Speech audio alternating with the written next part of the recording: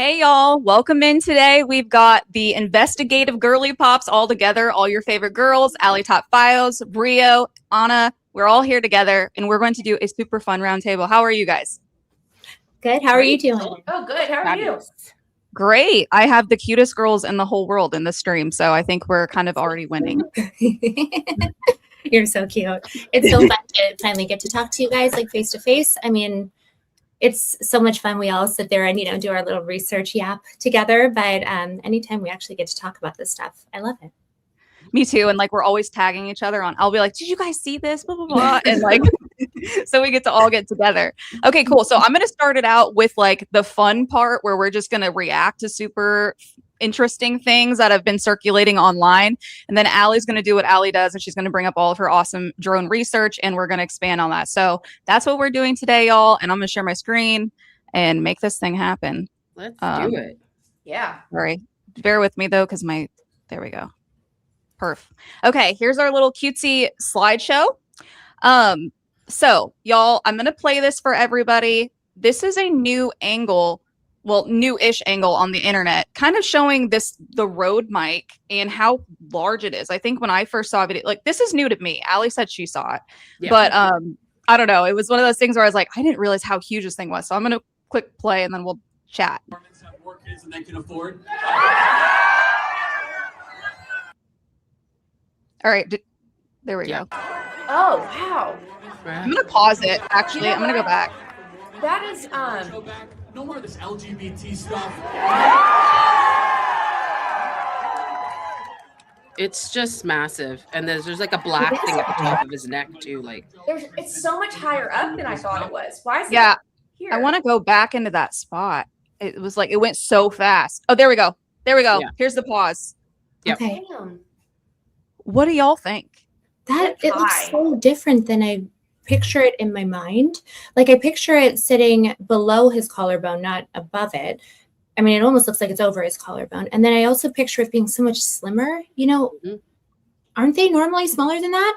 I well, think there's not this that one. pom pom thing inside. What do you call that thing? Ugh. Like the boom. Yes, but it still doesn't attribute to how massive his shirt is still popping out, and how look at the distance between the shirt neckline and his neck. Look how much Right. how much is popping out. It's bizarre. Also too, that must be a damn strong magnet. Sorry for my language, but like to hold up, I'm thinking about it's what like this. It's like a square, right? That's just so much higher up, and isn't that? I guess is where like the lapel magnet is at, and it should be reversed, right? The mic should be on the outside, and the magnet should be on the inside.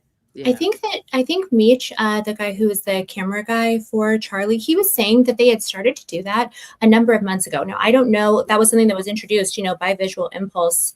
Could be a boiling the frog thing. But he was saying that like for the sound quality, that didn't make a ton of difference, but that mostly it was kind of a comfort. He's like, I never really understood because like it wouldn't be very comfortable to have it against your skin like that, He did wear it on other Prove Me Wrong events outside. It alternated on his events. Yeah. So I did see him wear it inside.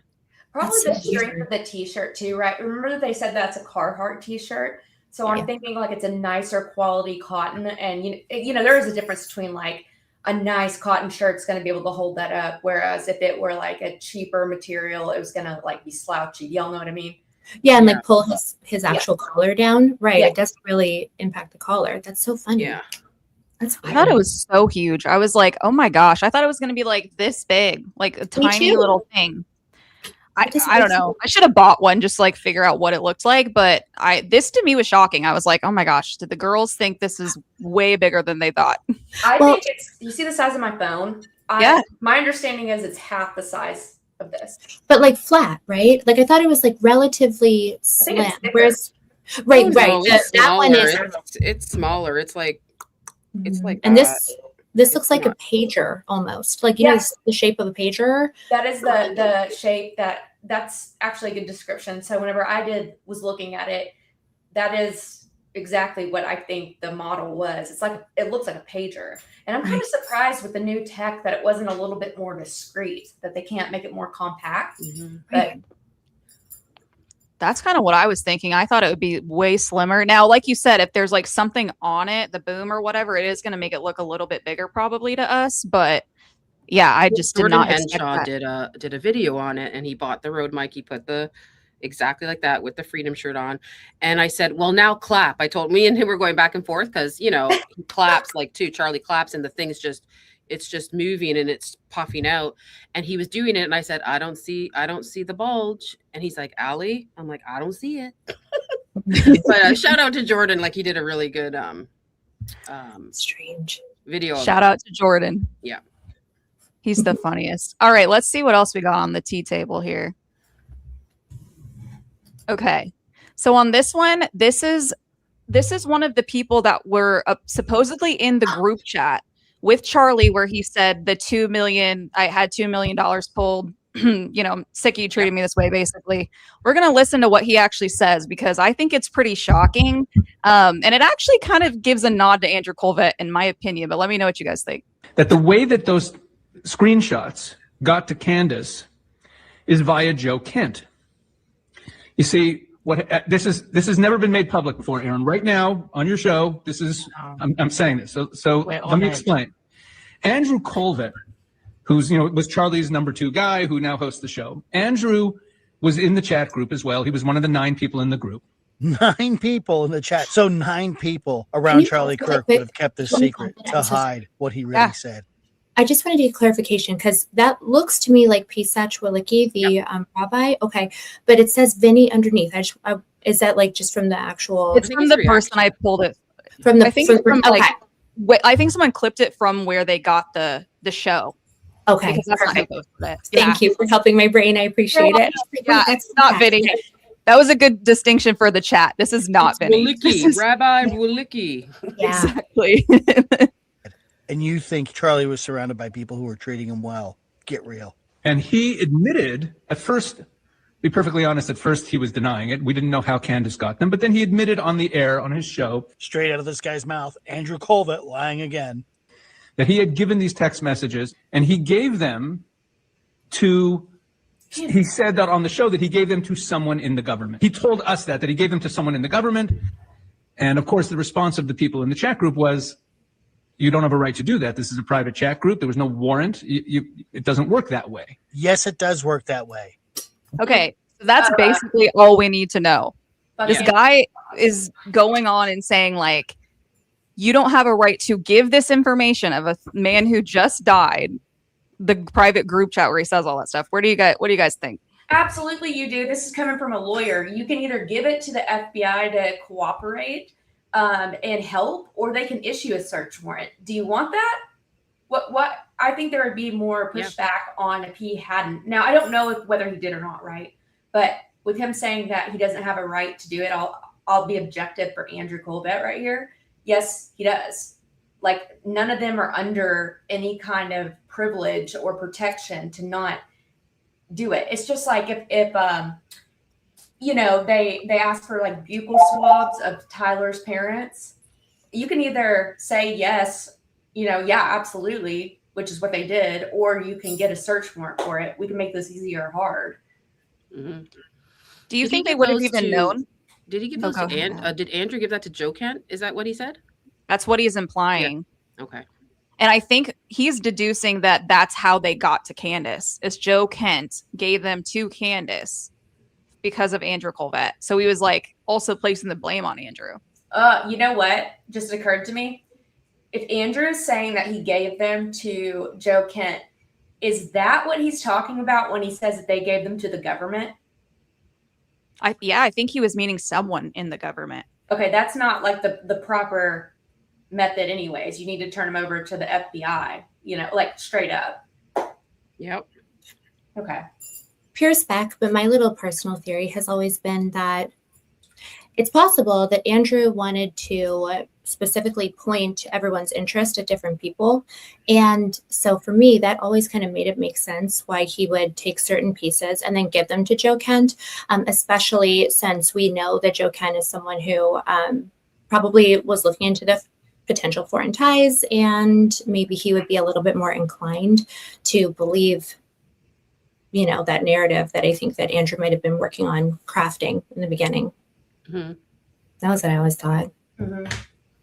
Yeah, I kind of thought maybe he was in the beginning under the assumption that they were going to give them some information, but hold a little bit back too. Because I don't know why you would give this to Joe Kent. I just can't see it unless you like have some sort of intention to do partially the right thing.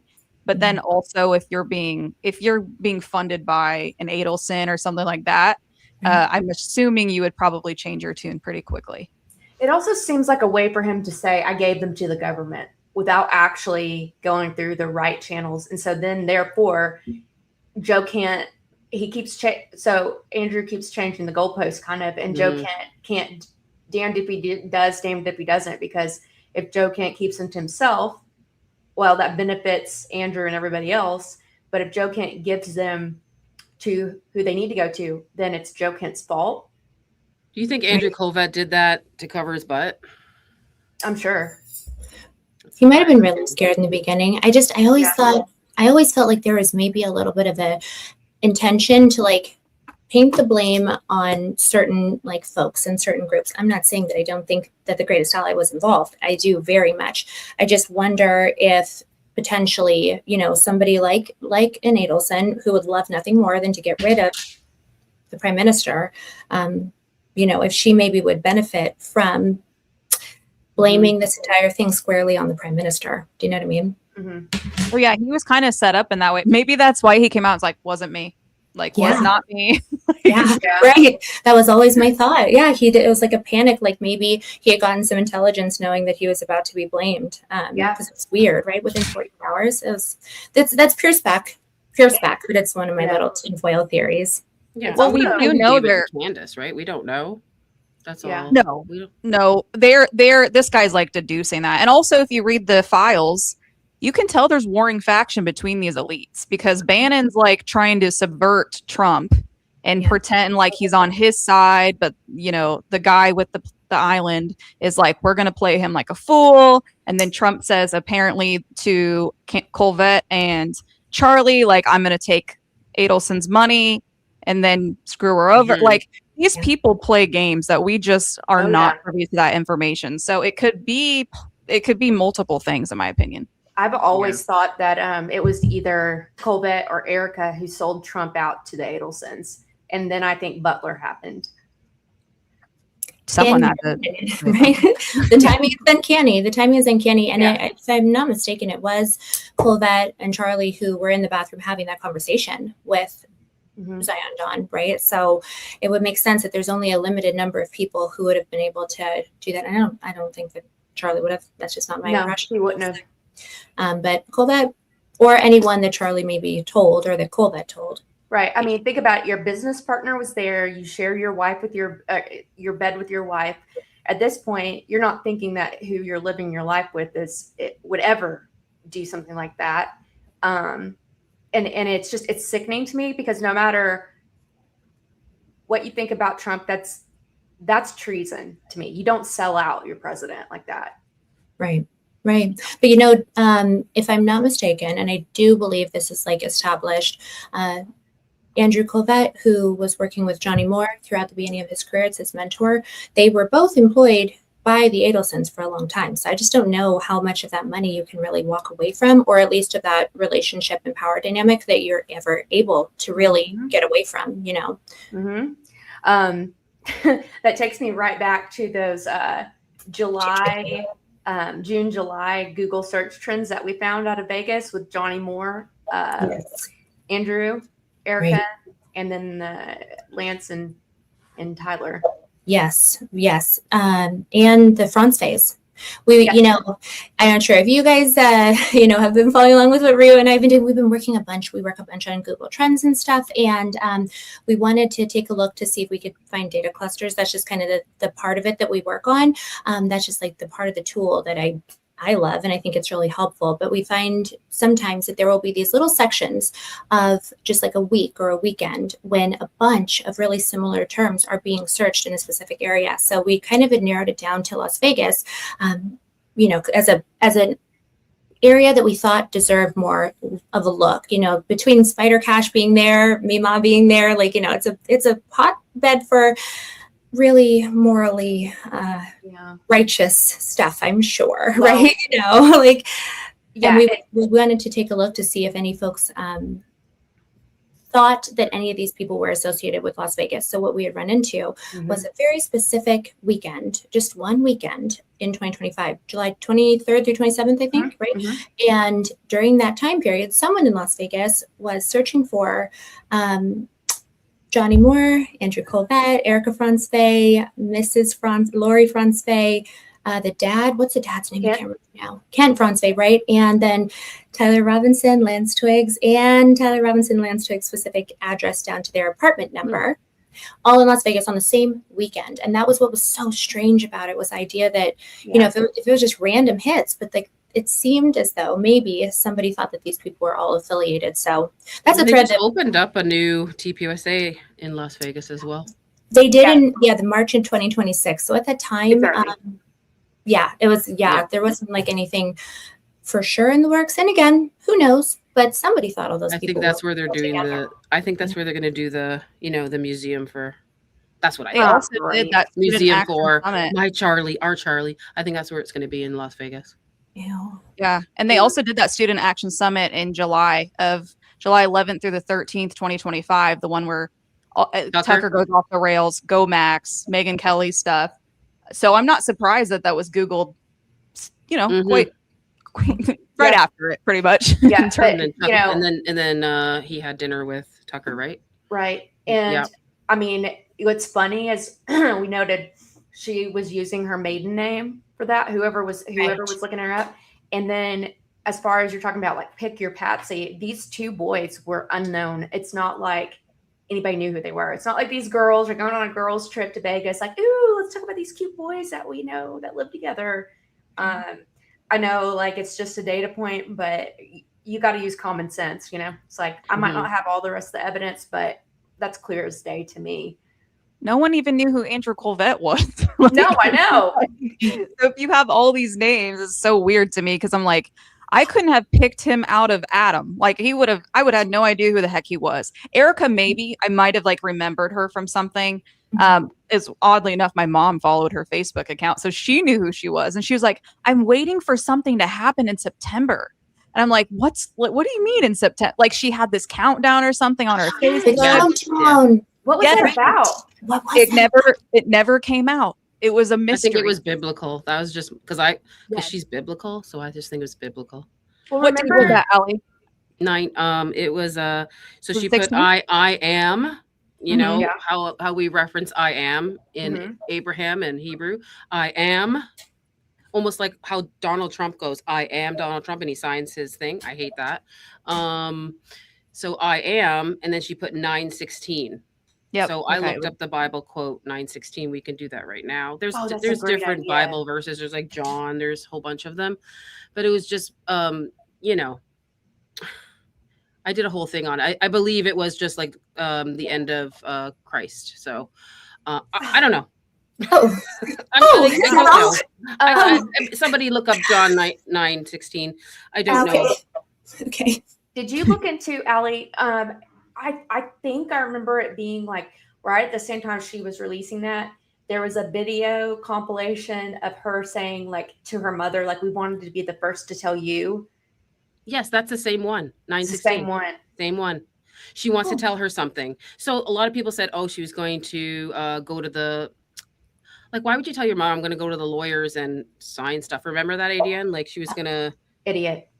I just don't believe that, because she's biblical. So whenever I look at what she does, everything's Bible verses all the time. She didn't put the she just put 9 and 16. She didn't put the it's a message for me. It's for me, it's biblical all the time, because that's what she is. She does the tours. Everything is going towards Judeo-Christian. That's just the vibe. I do Pastor Sunday all the time. ADN knows that. I don't know what you guys think, what the 9:16 means, but that'd be cool to look up right now. That is, I'm gonna do it right on now. a side, I honestly thought whenever I saw that, and I didn't know who Erica was until the day Charlie died. But whenever I looked her up that day, I was like, were they scheduled for a C-section or something that day? Because do you remember her second pregnancy? She didn't come out. She stayed away from the camera. And so I was like, oh my God, is she, excuse me, but is she like pregnant? Is she going in for a C-section? Because that would be a cool way to say it, to announce it if you're going to. But no, obviously not. Thank God. Well, I also wondered if it had something to do with her, like her proclaim stuff and her Bible study, like all that. But I didn't follow her. Like my mom though was like waiting for it. I'm like, how did you know who this was? And she's like, yeah, I've been waiting for her to drop something. And then this happened. I'm like, well, she's not going to drop anything, but like, that's weird, So whenever I started, obviously like TikTok was flooded with all of Charlie's clips that we can't even see now. But it is so strange because whenever I saw Erica at that time, and then I saw her in some past clips with him at the debate table, I thought this is not the same woman. They don't even look the same. So I looked up the Hebrew. It's in my shorts. So if you go to my shorts, I have the video of Erica walking with Charlie and the kids, and it says I am 9:16, the countdown, right? So I said, okay, let me look up what it means in Hebrew. It's Hebrew 9:16 means God's agreement or covenant required the full death of Jesus Christ to become fully active and valid for the forgiveness of our sins. Really? That's Hebrew 9:16? Yes. Hebrew. Okay. All right. I'm going there. I'm going there because that's what I believe she's biblically always referencing. Okay. That's what I do. You can look up other verses. Okay. I think people in the chat are doing that too. Some people in the chat's great. Let's see what the Bible equals Masonic. Okay. It is Mason. Revelations. You can do Revelations. 9:16 is about 200 million horsemen after Euphrates dried up. I don't know if anybody else wrote anything. Yeah, it's just she put a dot. She put 9:16. Yeah, we don't know if she was waiting for September 16th, the countdown. She said countdown. I always thought that countdown was for the day that they were going to go and change Charlie as well.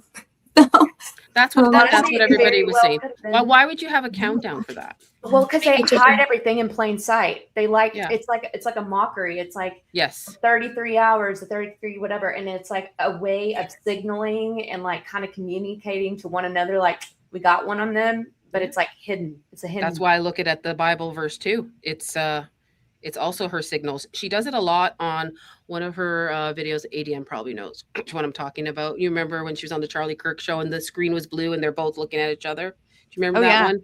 And that one was highly edited, actually. What we got, did you see that video that came out? And it was like, they made them look so lovey-dovey, but it wasn't that way. Yeah. That was Elizabeth covered a bit of it, but she's biblical in there too. She's like really talks about all that stuff. And everything on her Bible 365, she's all biblical. So that's where my mind is going. I don't know what you guys think. What do you think, ADN? Like 9:16?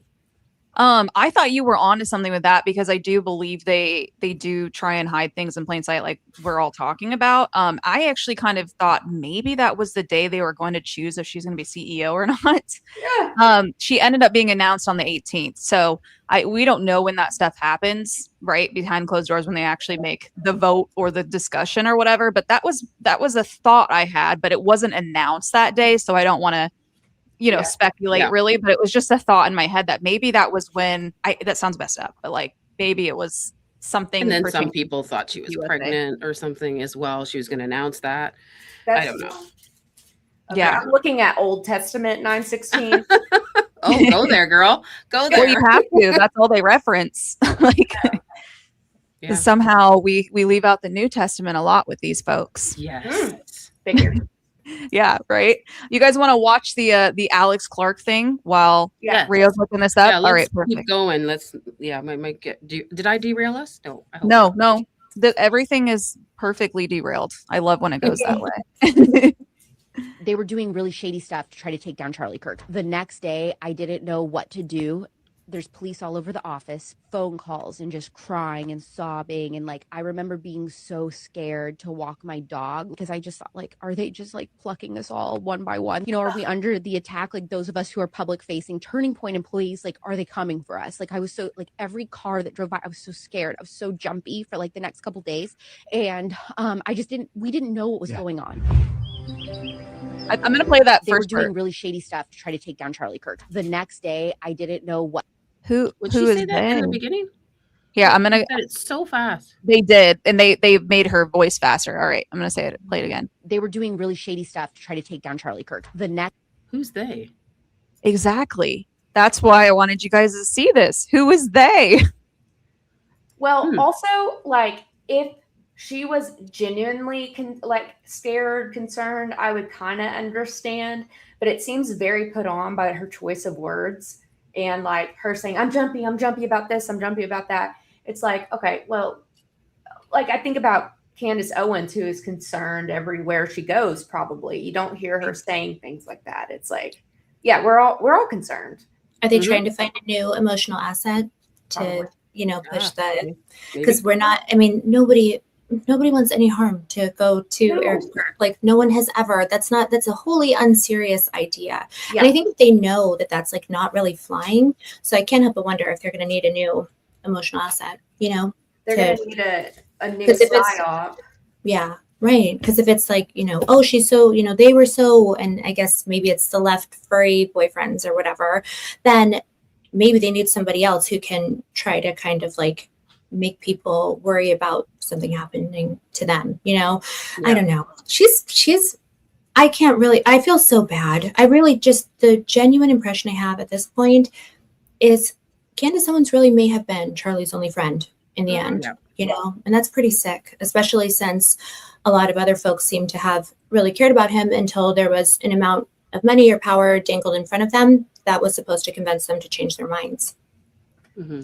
I think because I can see it just a little bit bigger, I thought I could see her genuinely like tearing up a bit and like doing one of these where you're like trying to make sure you don't say the wrong thing. Because when she says they were trying to take him down, she never said who.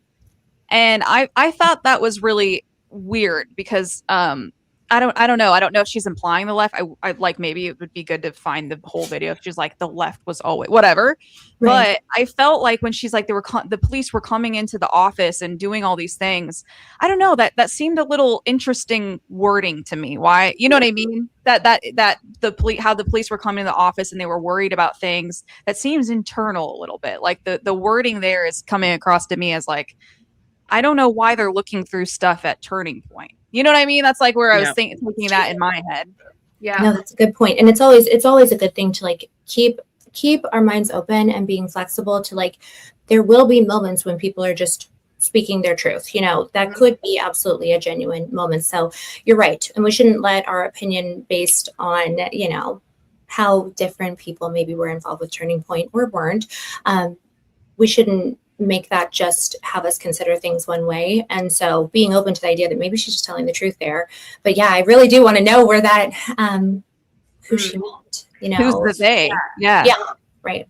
That's probably worth a deeper dive, that video. And we can try and track it down after the show and like look at it, because to me, it's like, what was the intention of the interview? Right. And then the other thing is, it's like, it's actually funny. I'll go back in time. I actually liked Alex Clark. I liked Alex Clark before all of this. Mm-hmm. This is the weird thing. I didn't really know Charlie Kirk like that besides when I saw him with Tucker Carlson, because I watched Tucker and I watched Alex, which is really funny. And I watched her as a younger mom at the time.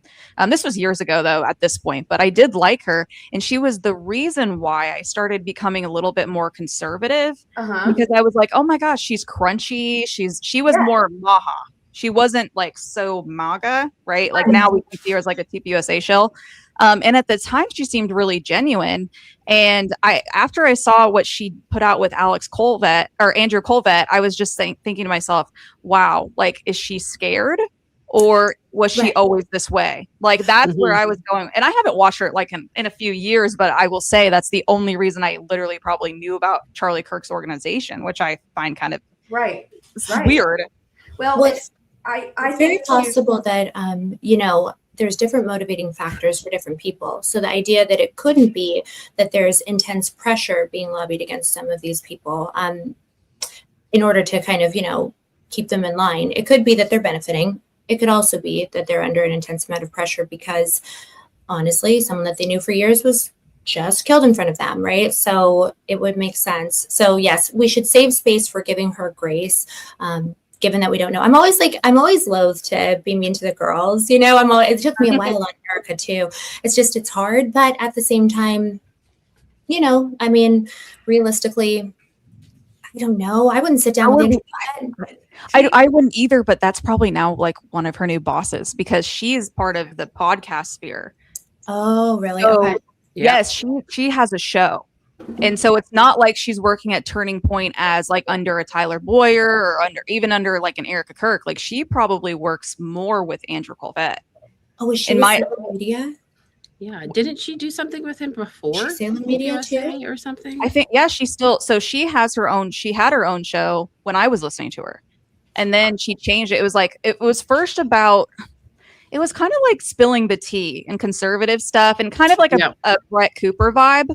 Right. And then she changed it to something about the apothecary. I didn't watch this show. Oh. This is why I'm like, okay. She changed it, and I didn't follow up with it.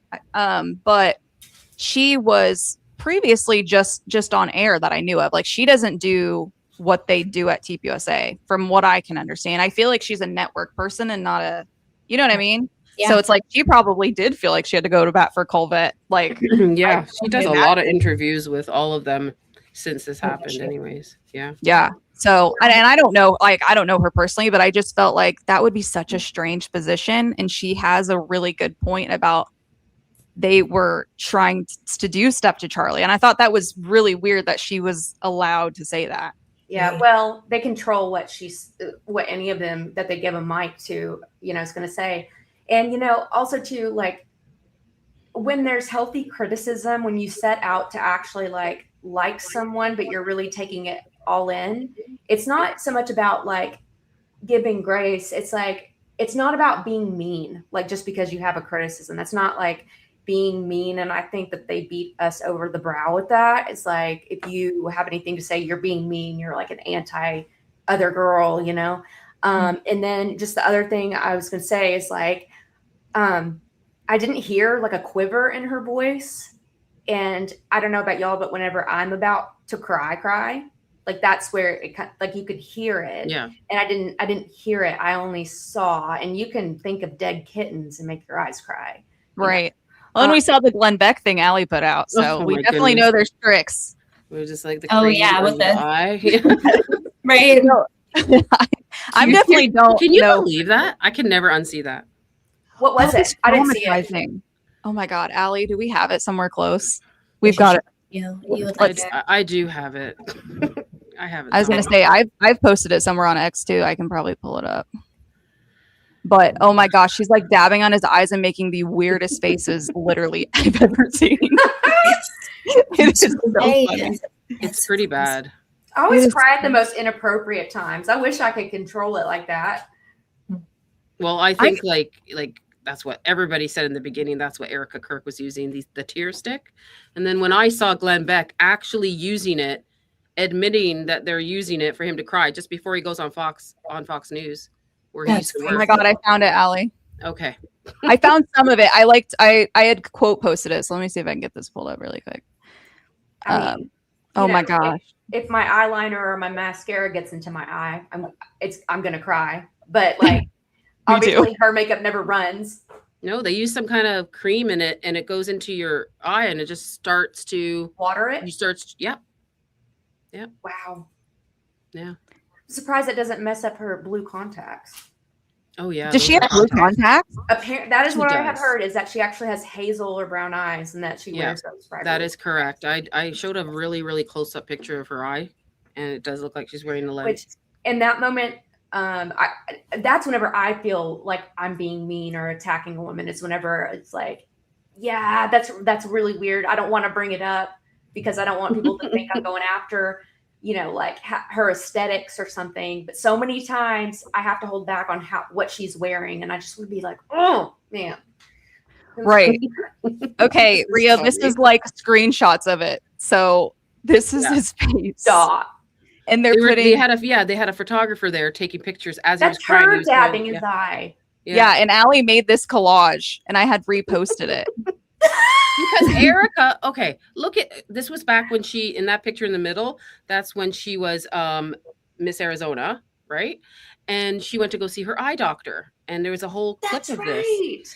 And they are like, you know, taking pictures of dabbing eyes. Like I thought this was weird because that's all she does. We That's should do bizarre. I This thought it is was bizarre. insane. My favorite one is the top right. Oh my gosh. Yeah. That's the most traumatizing one. There's one more picture though, Allie. I think that was really traumatizing. I'll have to send it to you guys later.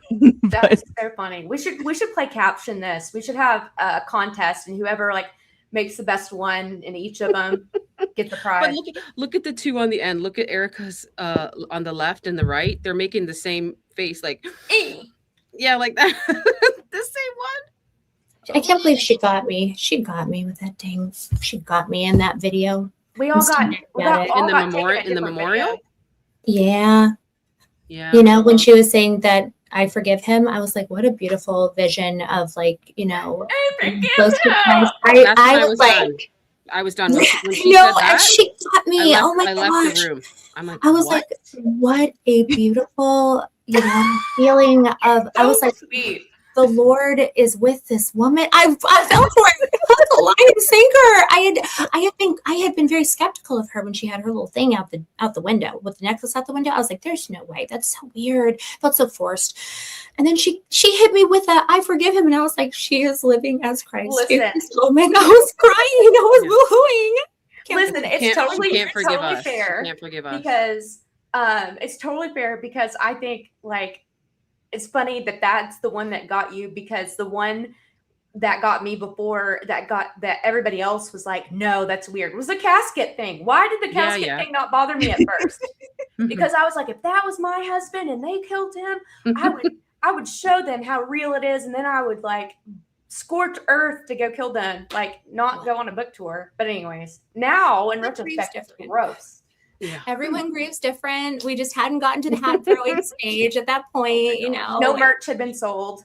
Her first speech too, her first moment when she came in on screen, it didn't even look like her. I don't know who that was till this day. It doesn't look like her.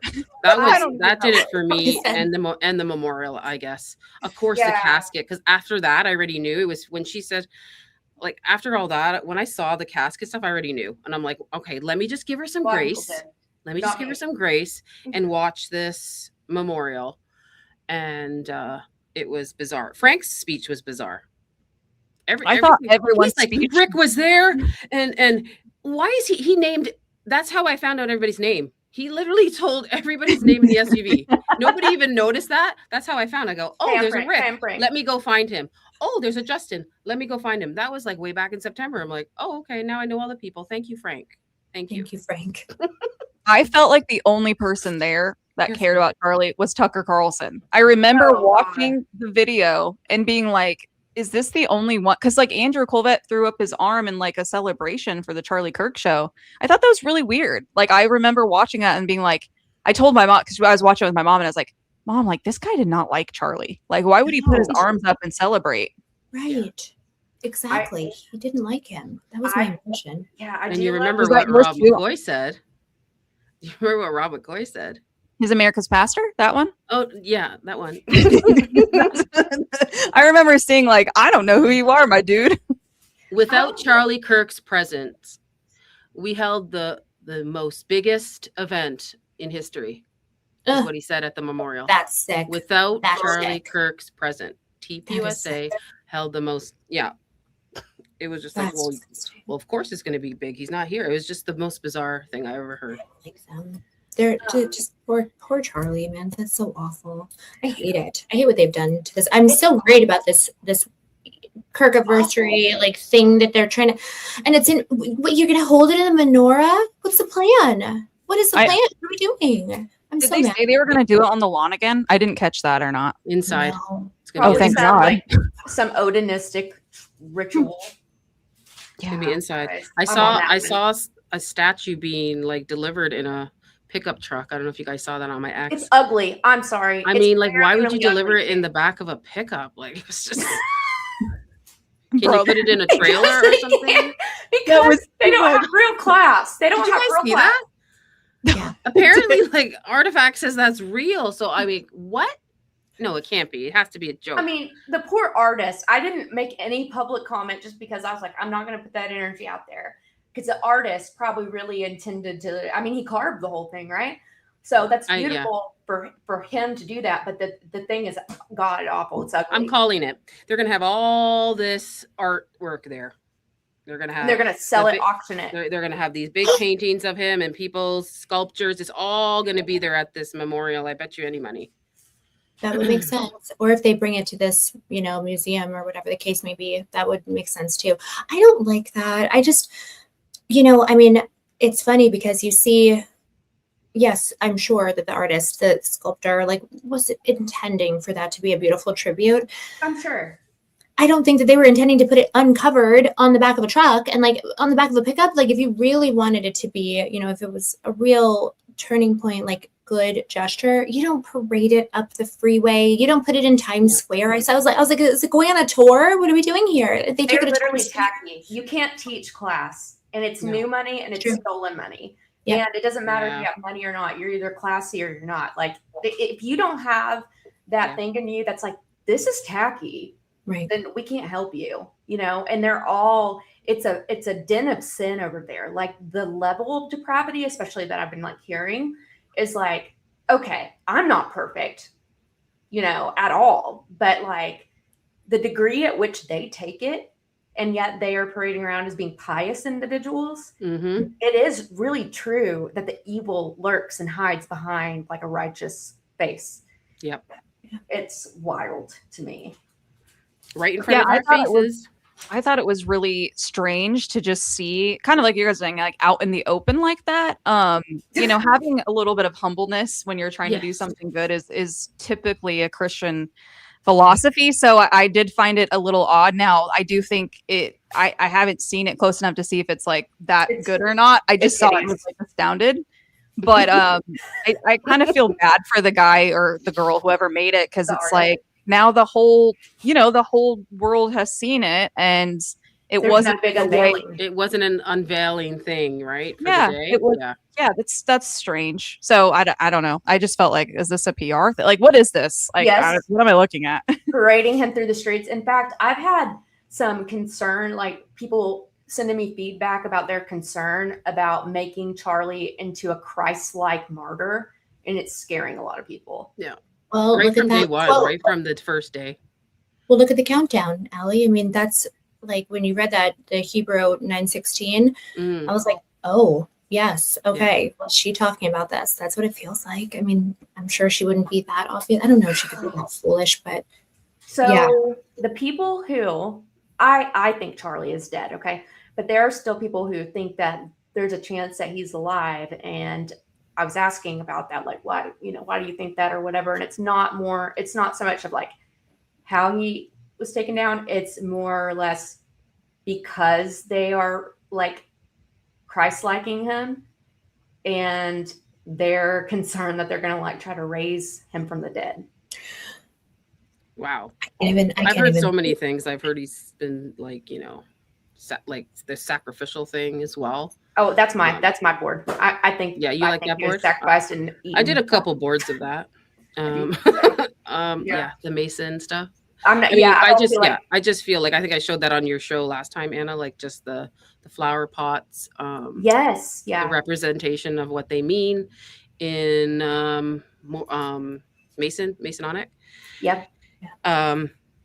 And then just the paving and the tools and all that stuff. That's all Masonic. And I'm saying we all know what Utah is. I don't have to explain it to you guys. So yeah, it's very, very just Zion down I don't there. want to think about such things. I know, but it's good to like to know that's what people are concerned about. And I said, I wouldn't be surprised Charlie is dead, but I wouldn't be surprised if they try to do something with like, those crazy masks that they got on now.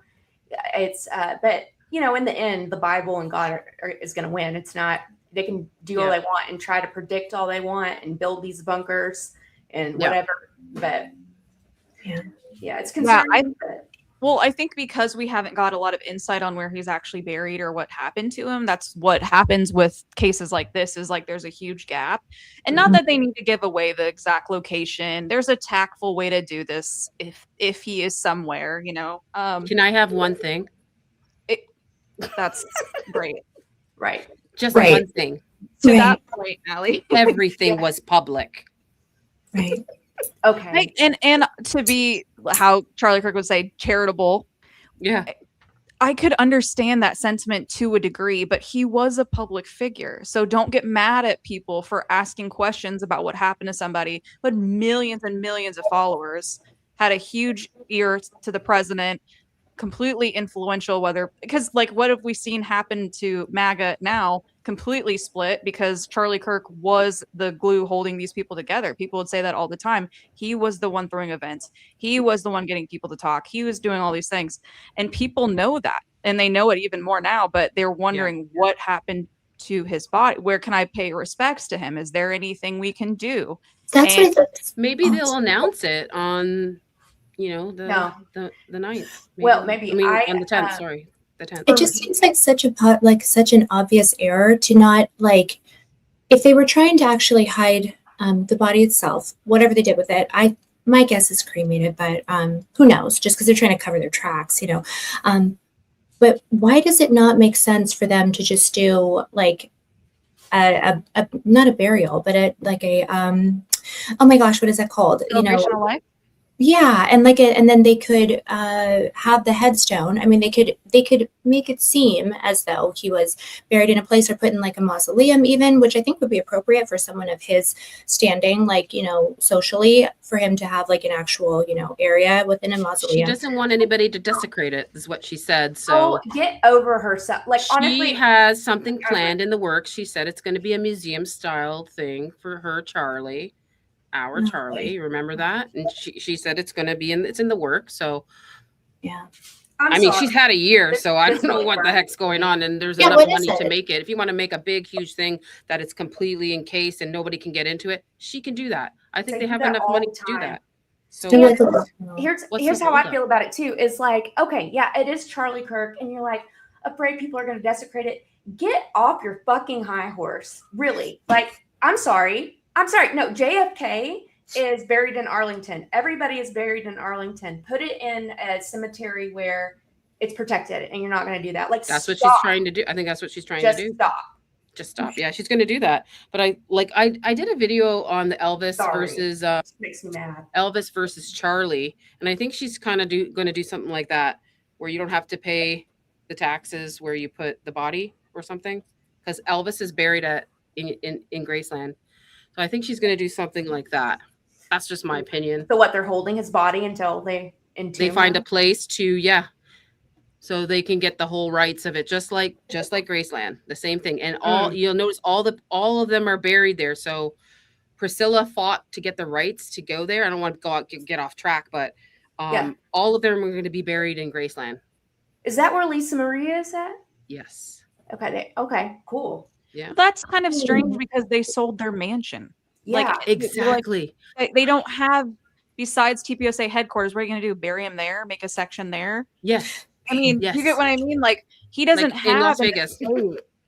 Dolly Parton has an estate, right? That would make sense. Mm-hmm. I've been to her house on a Nashville tour. Like, yes, you could bury Dolly at her house. Where is Trump's ex-wife buried? On the golf course. I was thinking. There you go. Is she really? She is. He doesn't pay taxes.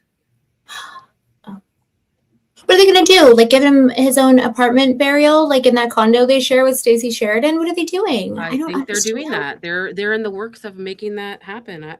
Guys, and they're preserving the body until, is that what they're actually? So he's sitting in a. She's going to make a Graceland. She's going to make a Charlie Graceland is what she's going to do. You know what? I love Vegas, and I know that everybody like has their feelings about it, but to me, like the thought of them, like. Doing this in Vegas, I'm like, can I have one thing? That's one place. Like, not this. Now She's that's the got a tipping lot of point for things. Vegas. Well, it's funny. It's a, Christian organization, but you guys are trying to somehow get in bed with Las Vegas. Yeah. Oh my let's God, be- maybe let's it's be real. Makes sense. Let's be real. Like, there Right. are a bunch of Maybe like it'll be a big church churches style that go place. there, Maybe but they'll make it like a church style place. Put them in there. I don't know. it is literally the city of sin, and it's like, yeah, like, it doesn't mean that everybody can go there. There are people who live there, churches, but the irony of you guys entering him there, like, and it's weird. Mhm. These people are way too much. Can they just go away for 6 months and let's all forget about them just a little bit? I'm like, that's the real PR advice that Andrew Colvett should have been giving Erica this whole time. Just go be with your kids, and in 6 months come out and we can do a rebrand or something, because whatever this is, and for it to just continue to go.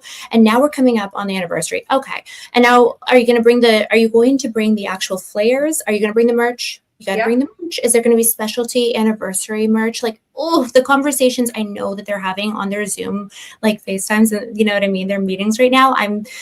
It makes me like angry. I get angry with what they're doing with it. I just don't like it. And I feel so bad for him. And I'm just so sad that he didn't have like more real people who are able to like carry on his mission in his absence. I think that's a good point. And like when you think about what happened during the memorial and after, and then the phone calls we heard from back in the Zoom interview days, I can't even imagine what they're saying right now, because it's like not everything needs to be about making a profit. Some things can just be about goodwill. Like that is like what they need to rebrand on, I think, because you are supposed to be a charity. A charity, right? It's a little weird. Christian organization. All right, I'm going to show you guys like a lot of land. It has something to do with, I think you still have to pay some kind of property tax, but if she did do it, like if she did have her mansion still, let's just say, she could do that. She could have had it. She could have it in her backyard if she so chose. But I think that would be kind of icky. So I'm wondering how creepy that is. I don't know. For some reason, well, Graceland, Elvis is buried there. It's not creepy. Yeah, but nobody lives at that mansion, right? Oh no, it's a museum. It's like a museum style. Oh yeah, you're right. It is. But nobody's like living at the house, though. It would be, and I assume I've actually only I've been to it, but I don't know how many acres they have in the backyard. Y'all also know, like, the part of Memphis that is in is like the craziest, right? It's like you have the Plain, the Lisa Marie across the street, and then you have Graceland, and then it's like the hood too. Really? Oh yeah. Yeah. Memphis is the hood. But it'll be interesting to find out where he goes. It really will be. Yeah. All right. I have this photo to show you guys. It's a tweet from shout out to Melly Fresh. She sent me this right after I went on Stu to talk about the crowd size and everything. She had put this tweet out to me, and she said she had tried to get information from this guy, but they were saying how Caleb Chilcutt was one of the event planners for the 9/10 event. And he goes on record and says 9/10 was supposed to be one of the biggest events TPUSA had, one of the best engagement of ideas. Instead, a man poisoned by hateful ideology decided to silence Charlie, silence TPUSA, and silence free speech. I hope he spent every day for the past 7 months in regret and every day for the rest of his life.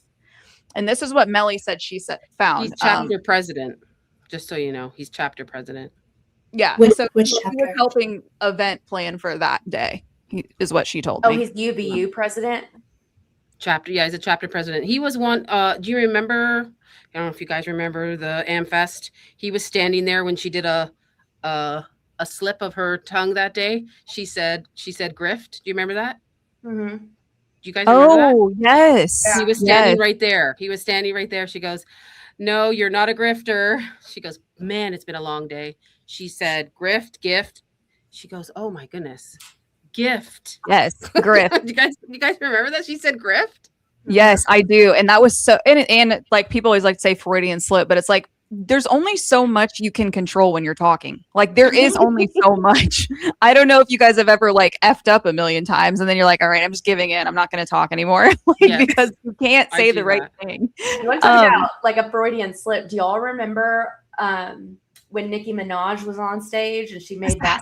That was just And Erica was like, sad. "It's okay." And Yeah. I'm like, "Oh yeah, okay." Well, and she's a wordsmith. Like, that's not just anybody talking. This is somebody who does this for a living, and she has made millions doing it. So that says a lot to me.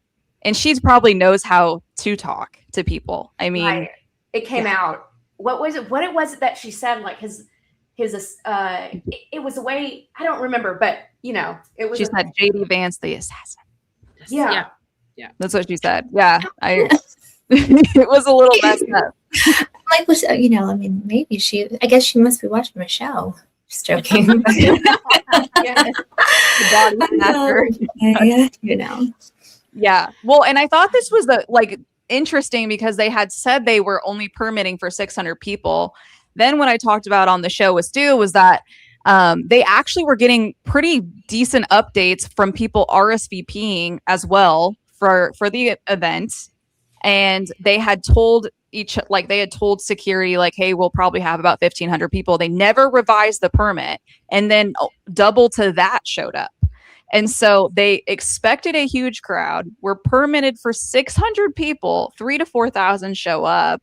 And then they don't have the ambulance. They don't have, the proper, like, when you have these events, you're supposed to have health stations, especially over 1,000 people. Like, and they knew that. That to me is crazy work. Like, yeah, they should be getting fined by the city for like violating fire code. I mean, it's quite evident. And then there's I did this on my show on Pastor Sunday.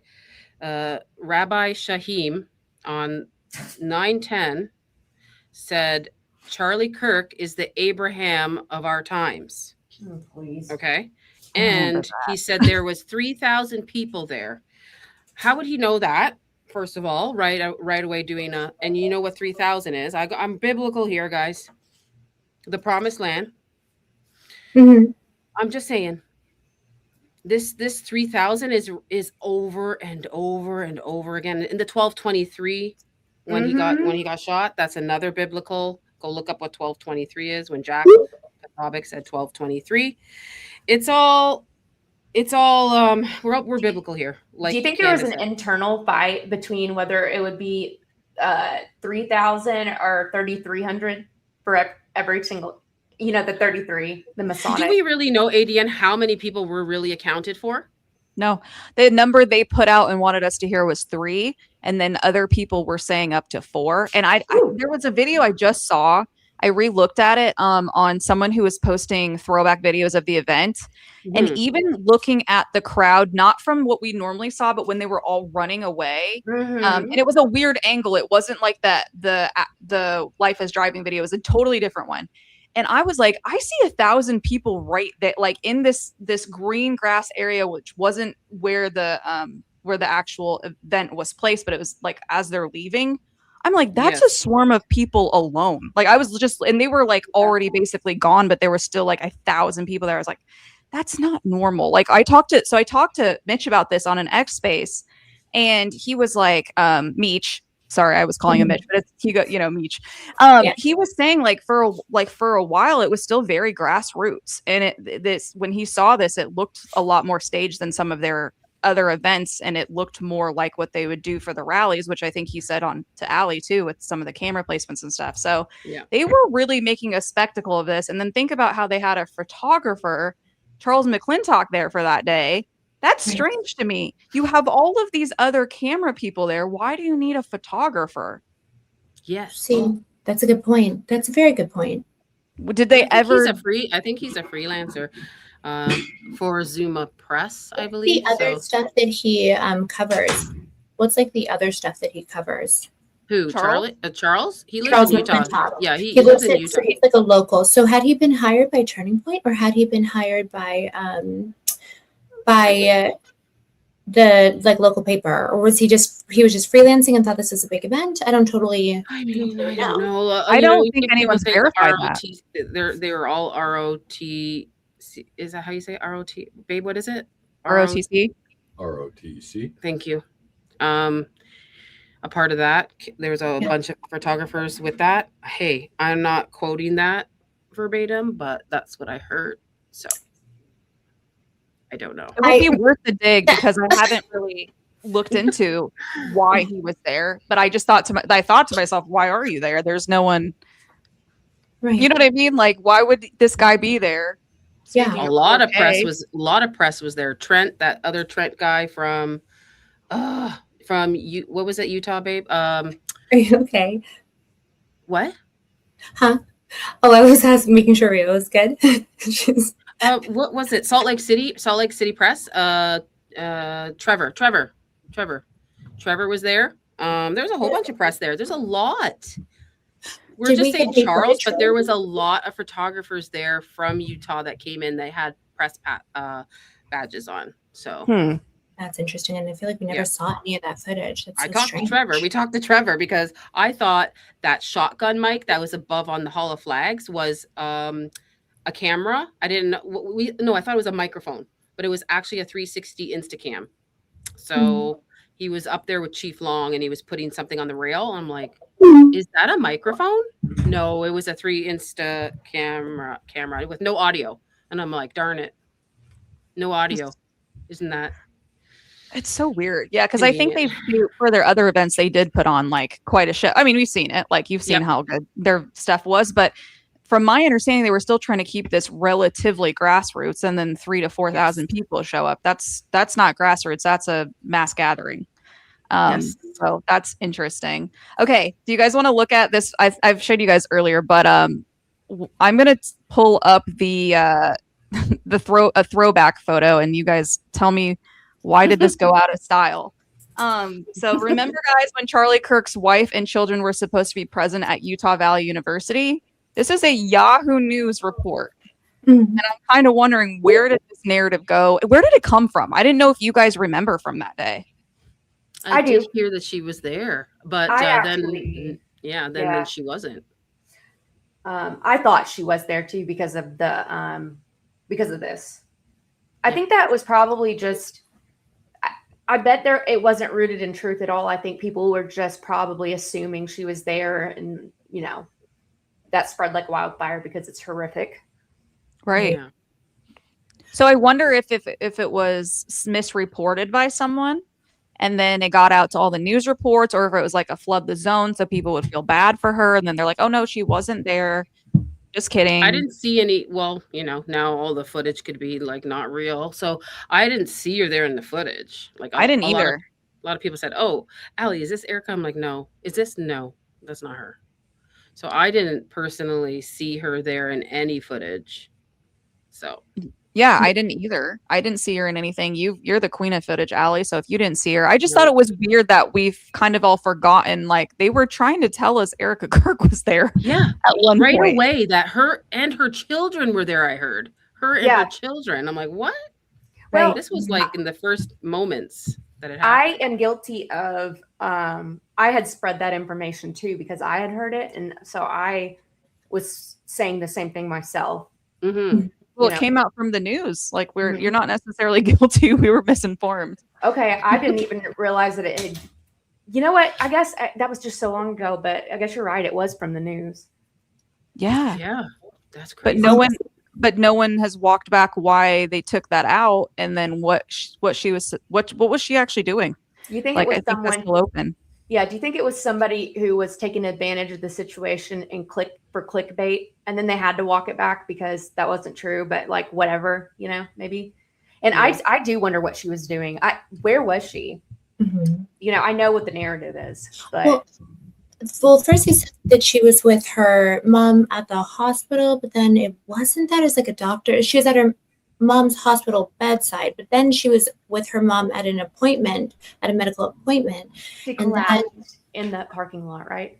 Right. So I don't know where. I mean, and ultimately, I don't know. Why doesn't she just say she was at home? What would be so wrong about being at home? Right. Well. Yeah. To her, probably a lot, I guess, She was probably watching it live, allegedly. We were talking about that in You're right. Was it in this space? It was a Gary space. We heard that someone said we heard that Erica's watching it live. He goes, and that it was noted that she was watching it live. So what? I don't know if that's real. So who said that, Allie? It was in a space, and Gary said, "Oh, I maybe." And then like I have it recorded. It was from It was from. Is it from yesterday? Which space is a Gary one? Yeah, that. Oh, one Furman was in there. Yes, it was yeah. in that one. last night. It was That that was last night. Oh, that was the one, the special one for Stu. Yeah. Stu's super special space. Like, Do y'all these remember people- hearing that there were issues with the live stream? Were there issues with the live stream? I mean, obviously we all caught it like Well, as it happened, we but I asked them if they were live streaming it. Like we asked Blake Neff himself, and he goes, "I don't know if they were live streaming it, and maybe they were. I have no idea. I don't know about that." Right. So we know they are because we ran down the tech table, and Yeah. they were live streaming it. The device is there on the table, right. so they were. Can But someone where tell were me- they live streaming it to? They said back to Arizona. I remember that. They said Arizona, Back to- they said HQ. HQ, back to HQ. TP. I remember that. Well, it's like Somewhere. a Turning Point USA or Turning Point somewhere else. You know, They never said know. Arizona. It did say Like, Arizona. Okay. But yeah, it was like headquarters. The Ops Center. Mhm. Yeah. What is Double that? entendre, baby. It's an op center. All this new equipment. Yeah, double entendre. all this new equipment, but so many audio issues that day. Does anybody know why? Can you explain to me why he had two microphones? Was this one supposed to be always a backup in case this one? That's just Fail. I think that's for internal recording, I think, right, Chris? The Rode mic, and then his mic is to, obviously he likes to speak into it. There is two options for that. One would be a backup record, and the other would be for a B-roll record. So they could have the other part of that transmitter on a camera. What does that mean? I'm like, can we say that one more time in Can you explain it to the girls? Yes. Explain it to like we're five, So please. What that would help with is having the extra recording. They could then use that audio to clip short videos very, very quickly and get more clips out faster for Charlie's channel. Ah, that's smart. Okay, what do we think about? You remember whenever? So he had his mic, and then it was Barnesworth or somebody came over, or maybe one of the security, and tapped him on the shoulder, and he put down his mic. Why would Yeah. he have needed to do that? Because there was a Yeah. wedge monitor underneath the table, and that was for you can explain it, babe, better than I can because he's like camera audio. So babe, there was the wedge monitor under the table, like that big, so Charlie could hear the speakers, like the student talking in the mic, right? Correct. Yeah. So there was a speaker underneath the table, right where Charlie's feet were. You couldn't see it. Did you notice like there was a guy, Anthony West, that came around and went underneath the table to fix Yeah, I something? saw that. Yeah. Yeah. So it was like this big, and it's called a wedge monitor. What, a wedge speaker? It's either called a wedge or a monitor. And basically it's just another terminology for a speaker that's providing audio for someone to listen. So it's so Charlie can hear a little bit better because it was kind of loud and the courtyard and whatnot. Okay. So it was for Charlie himself to hear the speaker. Okay, because the actual mic is usually how he hears people, and he didn't need it because they had the wedge. Well, when you're sitting up at an event, sometimes it's hard to hear, like the speakers are projecting out so everybody else can hear. Sure. So the person that's speaking, let's say you're a singer, that's why they have in-ears Mhm. when you're singing, right? You need to hear yourself as well. So he can't hear Henry Dells or Hunter Kozak speaking per se. He can hear, he's talking into the mic and it's projected, but he needs to hear a little bit better. And so when he's putting the microphone down on the table, you're going to hear that, woo, the feedback. Yeah. Because Right. that's why, because the monitor, I don't know why they did it like that. They could have put it. I guess I still don't understand why they would have even handed him a mic at all in the first place if they were going to have him set it down, like, because they've done these events before. I'm just That's confused. how he as to always why does had it. He the always mic. uses that mic and he puts it down, picks it up. He has that little tick, I guess. Which I think That- when you look at his old videos, I think it got progressively worse over time. Yes. I watched many videos of him, and when he was younger, he really didn't have it very bad. And then maybe as stress came on and things Anxiety. more things. I noticed that because when you watch his first Fox hit, he doesn't even do it. Like There's no indication of his old videos of him. He didn't do that thing. And then over time it gets worse and worse. And even his head shape kind of changes over time. Because he was like a pretty, like, you know, he had a square jaw, and then his head got round. I kind of wonder if it was from stress, because we know. I think he looked like he was pumping cortisol. You know, because yeah, for his back, especially for a guy. What's that? He had back issues. Oh, I didn't know that. I did not know that. He sat on a coccyx pillow, and he was doing like rehab for his. He was doing a rehab for his back. Is it because he's so tall? Because he's tall. Yes. Yeah. Chris has that. I know that because my man has that. Yeah. My man is 6'5". I can imagine with that kind of, like, he has healthy body weight, but I'm really small. I'm very petite. And I still, like, sometimes it's not bad, but, you know, especially around that time of the month or something, it's like, oh, I can only imagine what, like, normal weight on a spine would feel like, especially sitting all the time like that. He also kind of hunched over sometimes. I felt like. He wasn't very good about his posture. Do you know if he was under treatment for it? Was he under, like, medical treatment for it? He had there's videos of him going to, like, these spine doctors, and how that one chiropractor helped him so much, and he was doing there's videos of him doing physio. So he sits on that coccyx pillow. It helps the spine. I sit on one. I know you're gonna laugh, but I broke my tailbone twice. So I know all about that. Yeah, so like when you sit down on it's like it has the back of it's cut out, so like when you sit. So when you sit on it, your spine is not putting pressure on anything. It's like floating. So it's you sit on it, and the back of the pillow is cut out. So that I noticed right away when I saw the pillow. People were like, the pillow was the weapon. I'm like, oh my God, guys, that is actually a coccyx pillow. I know. But the funny thing is, I have the exact one he has in that video. Yeah. The funny thing is, like, we're like, you guys are ridiculous for thinking it's the pillow, but we're the same ones that are like, it's the mic, you know? So they're probably like laughing too. I guess so. Remember too, when we started talking about what kind of health issues he might have had, when there was that picture of his bottom, that'd be his right quadrant. Yeah. And it was kind of up, and there was that negative space. And Anna is in the medical field, and I was like, is it possible he was diabetic and had a pump put in? But Anna, you said it wouldn't have looked like that. Right. Yeah. You know, Barron did show an interesting picture. It was a little bit of a while ago of his torso, and it was kind of uncovered. And it was following the injury, but there seemed to be a negative space, and a lot of folks were, you know, kind of wondering what that might have been. Now, to me, it always looked like he had like a dressing or a bandage and had it removed. That it looks like a perfect square. Like it's like the what shape do you mean? of the You're talking about the one that Barron released?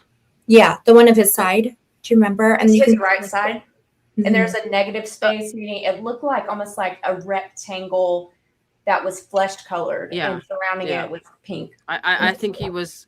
They taped something on there, and we don't know what it was. Yeah, but it does look like some kind of like that scene or another tape device. Like when you do audio, they do that. Like my daughter's in that kind of stuff.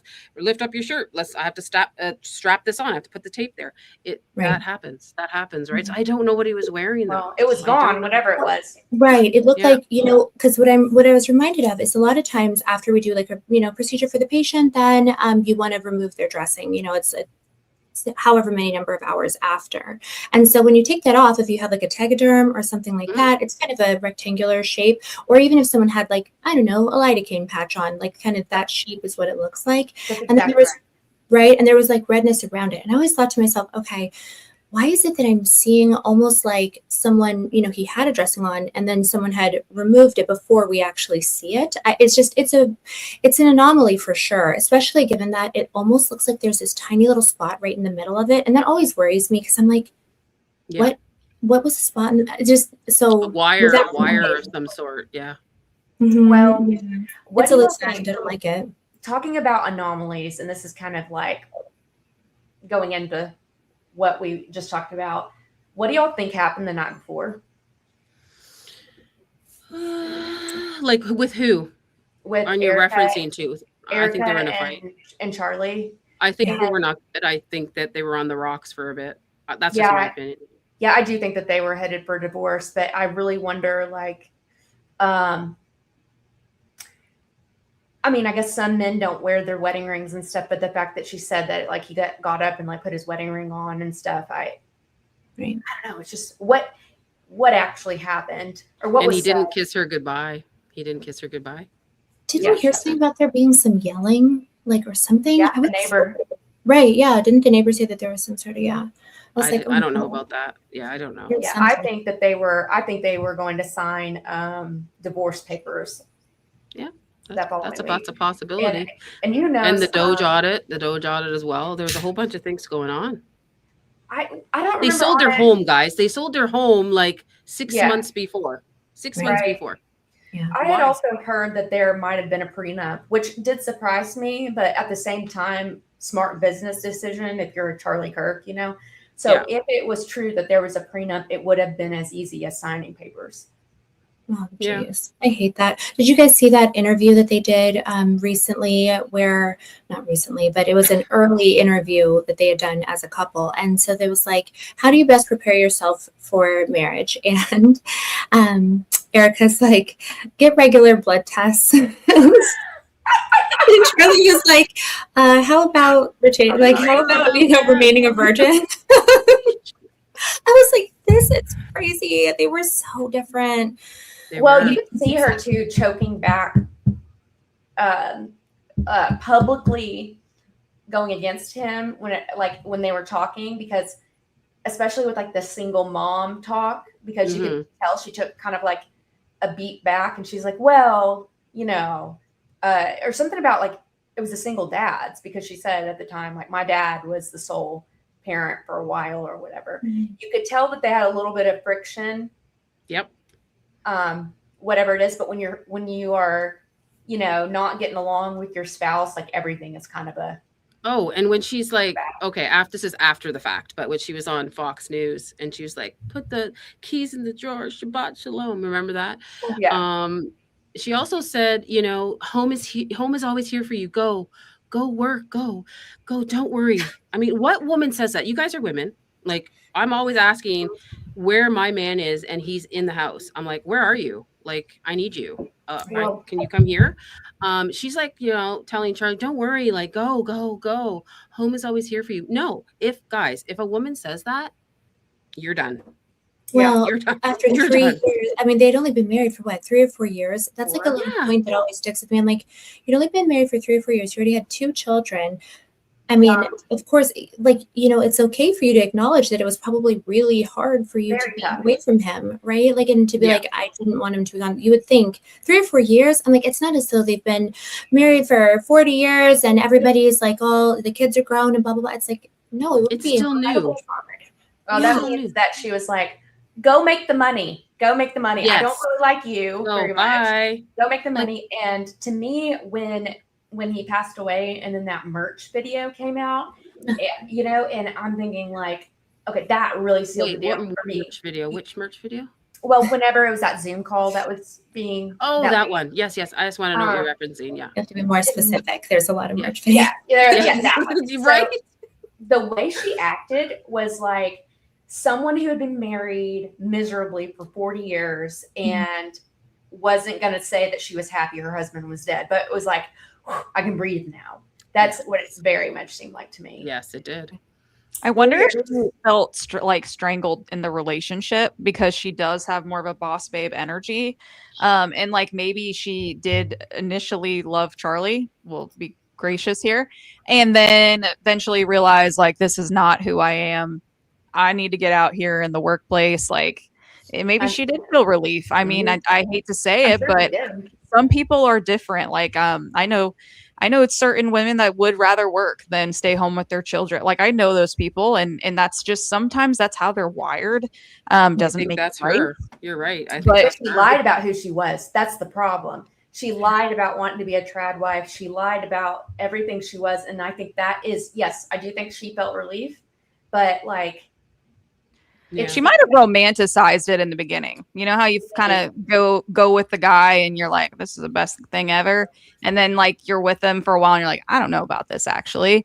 And Yeah. at this point, you've already sold a story. Like she sold him some story, and then she's like, "Oh shoot, this is not actually who I am." Like she I think it seems was very set up. I think chameleon. I think the marriage that was all set up by. I do too. It does seem like a setup, but she could be very chameleon, like where you kind of change your personality a little bit about with who you're with. I know people like that. I've seen women do that, and they like kind of change to the guy they're with. First, it's the baseball player, Notice that and then again? Like I felt like she was more when she was on the Charlie Kirk show before. It's just a different. I see a different person right now. She was just like, oh, you know, how 100%. a wife should be, and the man should go provide. And she goes, women got it all wrong. We're supposed to, you know, raise the kids, be with the kids. It's precious time. And now he's gone, and she's like, I don't have kids anymore. What precious She wanted time? his job. She wanted his job the whole dang time. And the way I feel about it is, at the very base level, she married him for money, because you can't tell me that she was physically attracted to him. I like, just like with her track record and stuff, you know, nothing wrong like with the men she's dated, but also she totally put on this trad wife, you know, great Christian. Like that's not who we saw before. So you don't just like usually change like that overnight. And I think she doesn't even know who she is. She is whoever she needs to be. She's at the White House every other day now. You know, do you guys remember when she did that interview? I think it was like right after, and she did it with Andrew Colbert. Like they had that, it was just the two of them. I think they're hosting the show. You know, that she really looked like she was in her truest, happiest light in that interview. She's so excited. She's so excited. They looked rested. It was intimate. And I'm not saying they had been intimate, but it was intimate. And I was like, it was like a lock eyes kind of, you know what I mean? When you're hanging with somebody. Yeah. I know a lot of people were saying that. Yeah. It's like they looked like they were about to eat each other, you know? Oh my goodness. All right. I'll say it. Oh my goodness. Holy moly. That's one. That's one. She didn't say it. She didn't say it. I did. Regardless, I just, you know what? It's that I haven't personally seen any interviews between the two of them where I could see between Charlie and Erica. Yeah. That same industry. Yeah, the chemistry. Right. Yeah. I was like, that's so weird. It's not good. It's not good, whatever it is.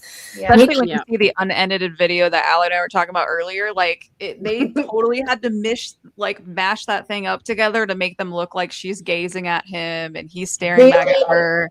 It's rough, and I wish I knew where that was. I saw it on X. She never answered a question either. She's like, "When was that rally?" 2015, and he's like 2015 in August. And she goes, "How many kids do we have?" I know that was two different videos, but even on those acting shows that she was on, the Summer House and the other one, she doesn't even answer questions on the show. Like when the guy's asking her question, I just always saw her as asking Charlie questions. I don't know if you guys notice that. Next time when you watch a video, she's always asking him the question. Where are we? What are we doing? What's your words of wisdom today? What date was that? When were we married? When was our kids' birthdays? Do you think she feels resent for having kids? Do you think that's really what she wanted? I don't even think those are her. Well, that's just my opinion. Sorry. That's okay. I think disavow. She looks like a lady who's had a couple kids. I don't know. Really? I think they're here. I think that they were birthed from her body. I do think really? So. Yeah. I know at least the Gigi was, because we've seen a picture of Gigi and Charlie. How would we know, Rio? The doctor died. Oh, that one did die. I guess I got a new one. Did die. That's not great. Yeah. I mean, so we don't know. Yeah. We don't know. It's not great. And then when she's in the hospital giving birth, her friend is giving birth at the same time. I did a whole what a lie. video of this. Oh, the woman who was in labor for 42 hours or whatever it was? Was her friend, yeah. That's a long time. She took her spot. She took her spot to have a C-section. She talks about it on her, what's that? They would put somebody into What's it. that audio podcast she has? She talks about it, her birth, I call it the birth plan, but she talks about it as her friend was having a C-section at the same time, the same hospital, the same place. And I always went, hold on. And the way she talks about her C-section and talks about like, Charlie saw my guts. And it was just, I don't know. Women don't talk like that. That after having, have you all had babies yet? No? Any of you? No? Yeah. Well, ADN has, right? Yeah. Did you I wouldn't say talk that. like that on camera? Like, Not on camera. I mean, I would probably see. The thing is I come from like a very direct. I wouldn't say that word, by the way, and I wouldn't say it on camera. That's weird. But me and my sisters would probably say some weird stuff. But I don't know that I would say it the way she did. Well, I'll say that. You can't buy class. All the money, and you can't buy class, and you can't buy decorum. It's just you either got it or you don't. And I mean, good for her for being honest, I guess. I don't know. I haven't seen liar. That whole story is a lie. I can tell you it is, because nobody is like, she says she took her friend's spot, and one of the two of them was in labor for so long. What? And you're a nurse, so you know that. No, you go into you're not in labor that long. She took her C-section spot. She took her C-section spot. They were both having it. Yeah, that's dangerous. And then I just went, well, that's weird. Well, I'm like, I would need to hear it, because I guess, if someone had a reason that they needed to have a C-section, like, it was a medical reason, then you would take their spot if they had a scheduled one, right? If there's only one surgeon, the doctor, and it's like it's 10 a.m. Well, if this, I thought it was just a stupid story. I thought she just made it up. Yeah. And then I thought, wait, and we were all in the chat, we were all talking when I was bringing up this video, and I went, wait, did she take her friend's kid? Is that who gave her? All right. I'm telling you, Allie's like, I'm going here with it. Go for it. No, we're derailing. No, it's okay. I think she's a pathological liar at this point. I literally believe nothing that comes out of her mouth, and especially the more extreme it is, because there are certain people who pathologically lie about stuff that they don't even have to lie about, because it sounds so fantastical. It's very histrionic. And I just don't see her interacting with her kids like a mom does. So that's just the vibe I'm getting. Where's her maternal instinct? That's what I was trying to say earlier, is I don't know that she has them. And I do know people like this.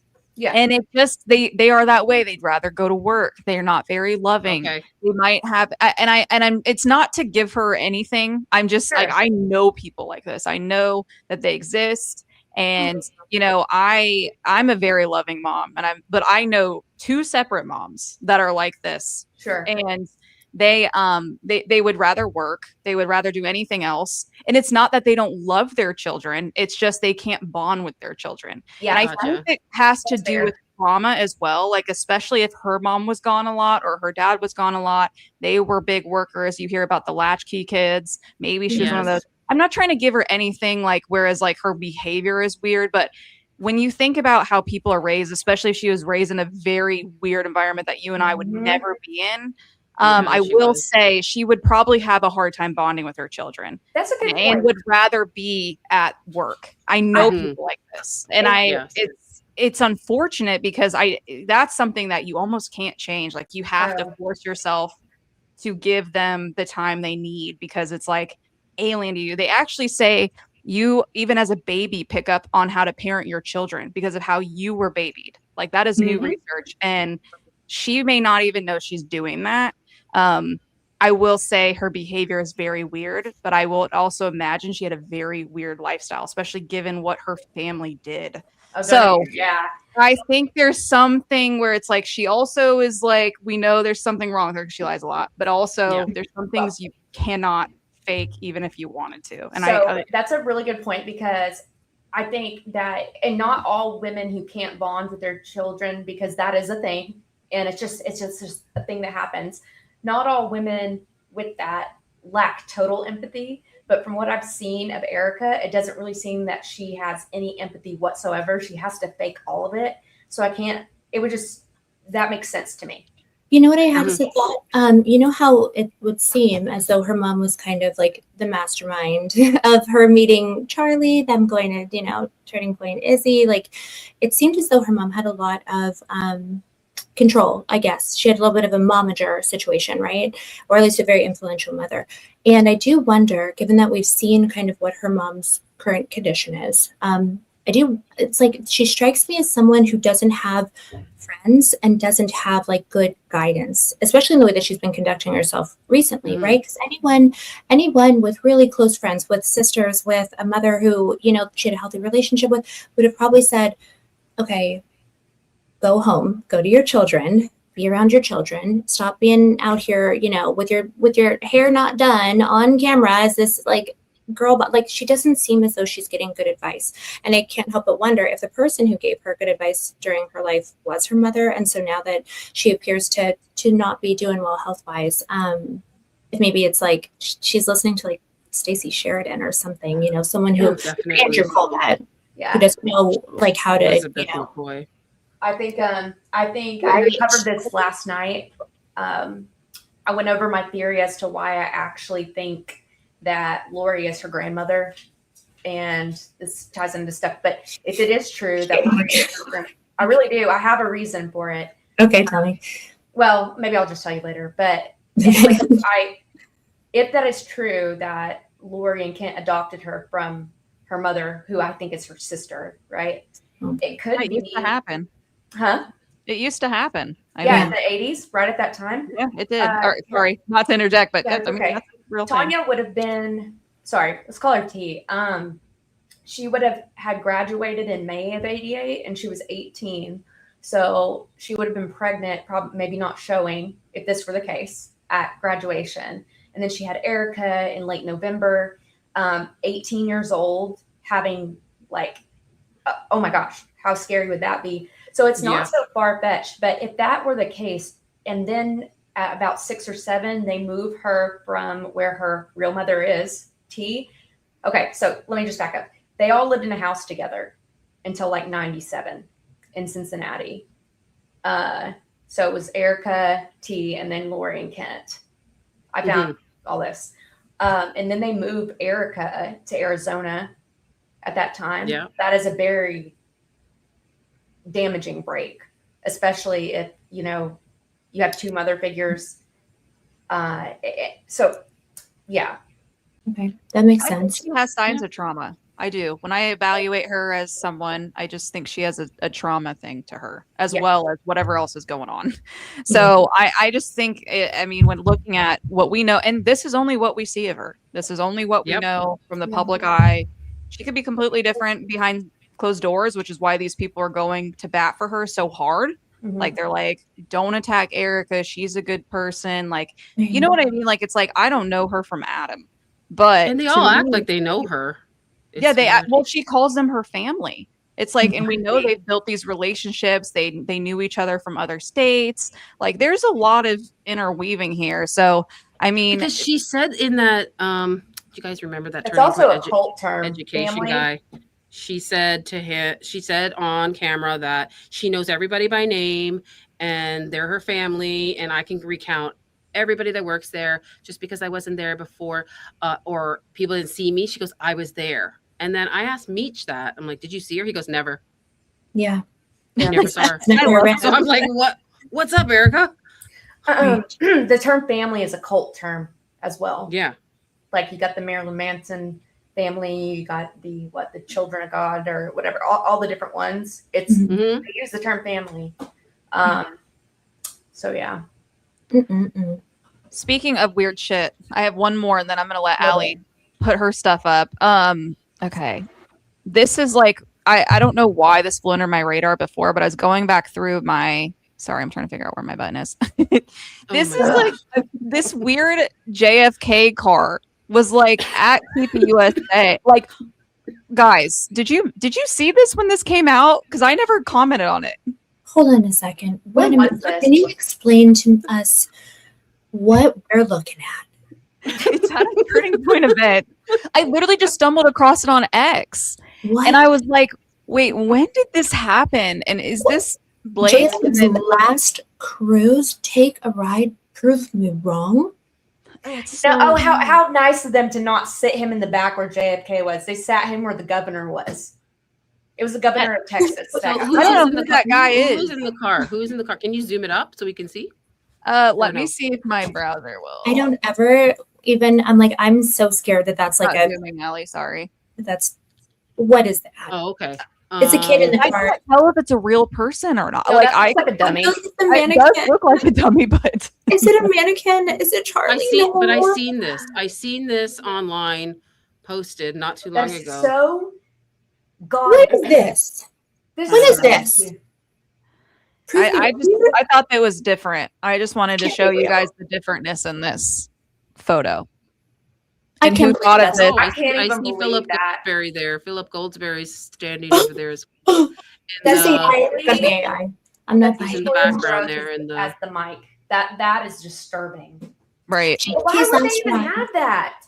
What does that do with Charlie Kirk? And it's the assassination vehicle. Right. You don't want to turn this into another JFK. Like, literally, what are we looking at here? I'm just throwing it out there. I didn't sort, guys. I threw this on the screen last minute because I saw it. I'm sorry. There's no AI, right? I don't think so. I mean, no, I remember this circling around X. Yeah, I thought so too. But I saw it and I wondered if it was that same one where it was like the tent stuff. Remember, it was the tent and people were by the podium or whatever. Or I don't know if it's the podium, but people were taking pictures.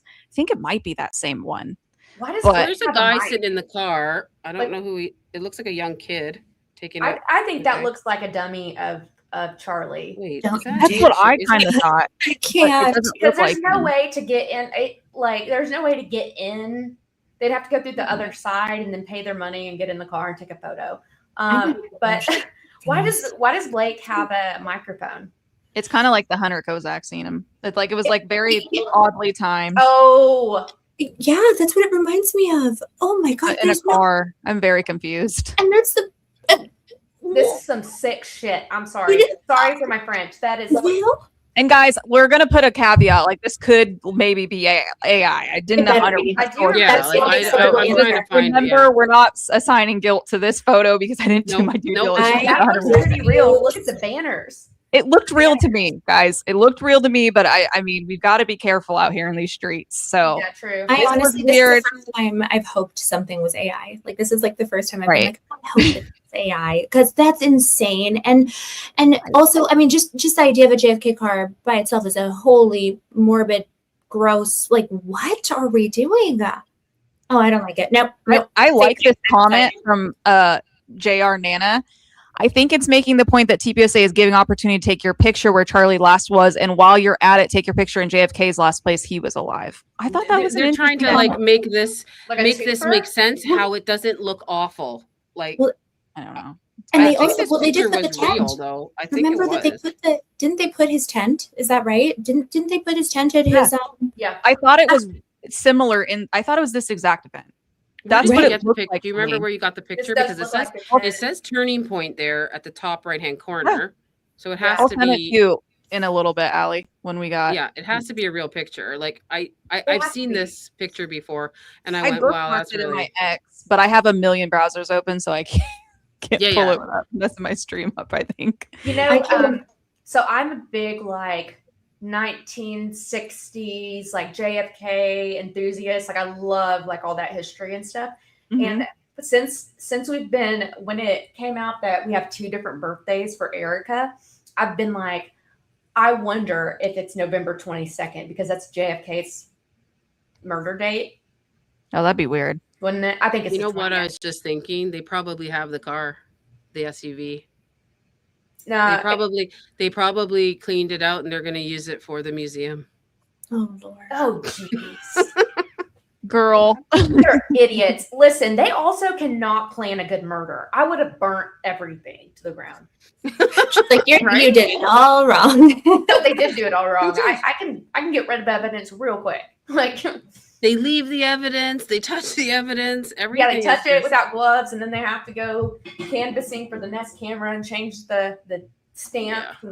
They are wholly incompetent. That's been my opinion as well. I'm like, these people just don't know what they're doing. I just was.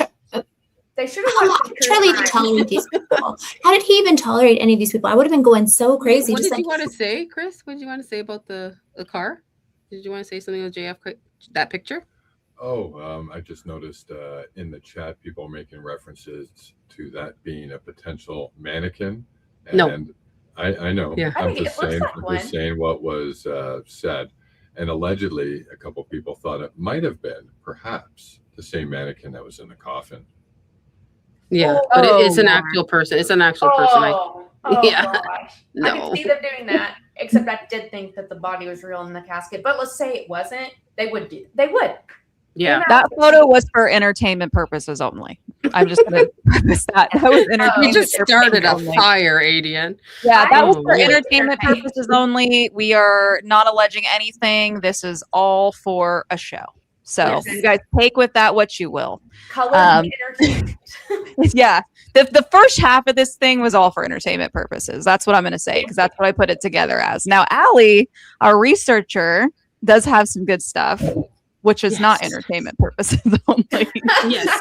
Yes, it is. And Anna, Yes, it is. Anna helped It is you a little pure bit with entertainment. This is pure Yes. spec. Everyone, Yes. disclaimer. And Chris. We are and not so did saying. Chris. Yeah. We are not saying that any of this is what happened for legal reasons. Please don't sue us. Imagine we are Nancy Grace on her show. That's kind okay. of Last Oh night my on my God. show, I went through why I think Victor Marx is her dad, and I'm allowed to take that based on data. Oh my points. goodness. Listen, you can't listen. People are always like, it's my opinion, allegedly, all this stuff. That's not going to stop people from getting sued. But also, we are allowed to have opinions at the same time based on data points. So I got you. Anyways, all allegedly. all I went there. it's still just, at least first half of this was just for funsies, guys. Yeah. Is how I like to think of certain things. All right, Allie. Mannequin. You're All up, right. my girl. Anna and Chris also helped with this last minute slideshow here. So we are going to be talking about, I don't want to say the D word because I don't know what YouTube feels about it. So we're going to call them, what, Anna? Should we call them big bees and Bumblebees. small bees? Big bees and small bees. Yes. So we have to speak into it a lot of the times, guys, especially when we're talking about advanced technology. We find that, guys, I was talking about scary, tough stuff last night, and literally they tried to cut the stream. I heard. Yeah. 3 times. It was awful. And so we are very, very much using code words because algo speak is important on these platforms, and we have to do it. So this will make sense after I show you the video and what happened in March 17th, 2026. So Chris is going to narrate for us because he has a radio voice, and he's going to do that for us today since he gathered these last minute pictures of the Shield AI, as it's noted at top. You want? We've got our own radio Baron Coleman in the house tonight. Yeah. Absolutely, you ladies do. Here to serve as best I can. So this is a little bit about the financials of Shield AI. Shield AI has raised a total of about 3.5 billion across 17 funding rounds, highlighted by a massive 2 billion total capital injection in March 2026. So that's a little bit of the overview, and we'll get into a little bit of these rounds quickly. This is in 2026 Series G. Total raised 2 billion, 1.5 billion Series G plus 500 million in preferred equity. The valuation is 12.7 billion. It's a 140% increase from the 5.3 in 2025. They are getting lots of money quick, people.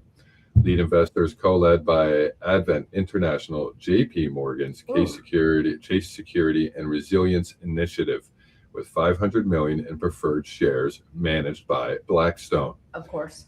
The use of funds funding the acquisition of simulation software, marker in the Echelon technology, scaling the HiveMind AI pilot software, and developing runway-free expat stealth bees. Wow. Yeah. Right. So we wanted to talk specifically about this type of technology because we understand that it's been coming back into the conversation a little bit, and it's something that a lot of folks have, spent a lot of time looking into. Once we started to review the footage and saw a number of things that were there at the scene that certainly remind us. They were in the sky. Yeah, the sky. Once that was clarified by Catherine Nestor, who is the defense attorney, during the pretrial hearing, that, those bumblebees there did not seem to have belonged to either UVU security or to the actual, SBI or FBI, any place where we would have expected to be running drones. Sorry. Mm-hmm. At that point, it started to take kind of prominence in our parts of the conversation, given that we saw that they were there.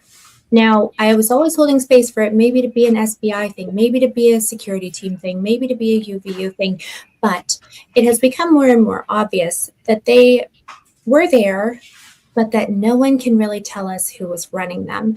So Shield AI in particular is one that has been discussed as a potential maker of some of these like bumblebees. And ADN, do you remember Blackstone? Were they one of the donors for? I don't remember. I would not be surprised. They were one of the donors of the ballroom. There we Oh, go. So we could talk the about ballroom. Sorry, Yeah. I thought we were talking about Charlie Kirk. I was like, I don't know if I Well, heard that. It right. might be the ballroom. It might be Charlie Kirk ballroom from what we heard. Right. Yes, this is true. Yes. Remember that list we were Chris was sending with all the donors of the ballroom? I think he is on there, or they are on there. Yeah, Blackstone. they are. Yeah, I think you're right. Yeah. Oh, It yeah. just came to my memory now. Fact check. It's a great memory. Fact check it. I might be wrong. I don't know, but It is correct. it is correct. Thank you. Yep. So that's Great interesting. memory. Thank you. So Shield AI specifically, that's what Chris was just discussing for everybody, just to make sure everybody's kind of on the same page. Because I know that different folks are like, more familiar and have been all over the drone stuff. Some folks are like, wait a minute, what do you mean drones? So we wanted to make sure that we are making this kind of information something that everybody can understand and everything in between. People don't know what a Shield AI is. I can read it out really quickly. It's an American defense technology company founded in 2015 that builds artificial intelligence pilots and autonomous aircraft for military and national security operations. Right. So it is an attempt for U.S. defense contractors to get into the drone swarm business. And so when we say a swarm, it doesn't necessarily, I know that like a lot of people's frame of reference is looking at things like, how in China they do that? They have like those, they'll do those amazing like light shows and all of that where they're all moving, they're all the identical drones. In the United States, the way that we handle drone swarms is a little bit different. The way that we connect our drone swarms is we take various kinds of drones, and sometimes they'll be all identical, but sometimes they'll just be all working together. They lattice them or network them across a specific system, and then that allows them to all communicate as one, but they don't all have to be identical. So we know that a lot of the footage has kind of shown us different kinds of drones that may or may not have been there and may or may not have been relevant, but it doesn't mean that they weren't all controlled by the same source. Think about if you were, I don't know, playing like a game, you know what I'm saying, like a video game or something like that. You know how in some of those games you can have things happen simultaneously, like, you can play on different characters. I'm like, I don't play video games. I'm sorry, that's not a great analogy, but you know what I mean, where you can have like things that you're controlling at once. Well, the idea that Shield AI and HiveMind specifically, that's kind of the puppet master. So it'll have a few different drones that are all connected to it, and it's controlling all of them at once, even though they're all different and doing different things. So we just thought that was important to bring. And a lot of money is it going like into software they have to have in like the same software, and then it plugs into a software on the back end, and that's where they control it from? Absolutely. Yeah, that's the HiveMind. So Shield AI is the company, and then the software that you're talking about, that's HiveMind. And so think of it like a beehive, right? The HiveMind, right? That's exactly what it is. Once again, the theme of a beehive. Do y'all remember when Candace covered that? Yes. Wait, remind me. Sorry, no, now I'm getting confused. So that's on the flag of Utah, and it has something to do with Mormonism. Is that right? Am I right, Allie? It's the beehive. It's the beehive state. Yeah. And it has something to do with like all the worker bees in the hive. I'm not exact about it, but it is kind of like one of those Masons. That's actually Masons. Right. Well, you know the NSA data center that ironically is located directly across the lake from UVU. The NSA data center, the same one that was warned by Edward Snowden, that NSA data center, its nickname is Bumblehive, just so everyone is aware of that. Wow. What a fun coincidence. Oh, I love symbolism. What's the next slide? Oh, you were wanted to talk about this one, Anna? Yeah, right. So Shield AI and the now I want to call it Bumble Hive, the Hive Mind program specifically. That is one that I wanted to look into more, and they are connected to a company called USIT. I thought at first I was like, are we looking at the next what is that called? The InQtel, like some CIA affiliated company, because the funding for these companies is coming from kind of sneaky. I'm like, how do I say this politely? Their funding is shielded intentionally to keep the public from really fully understanding it, and that's pretty standard stuff. But this USIT specifically is what's responsible for this most recent Series E funding round.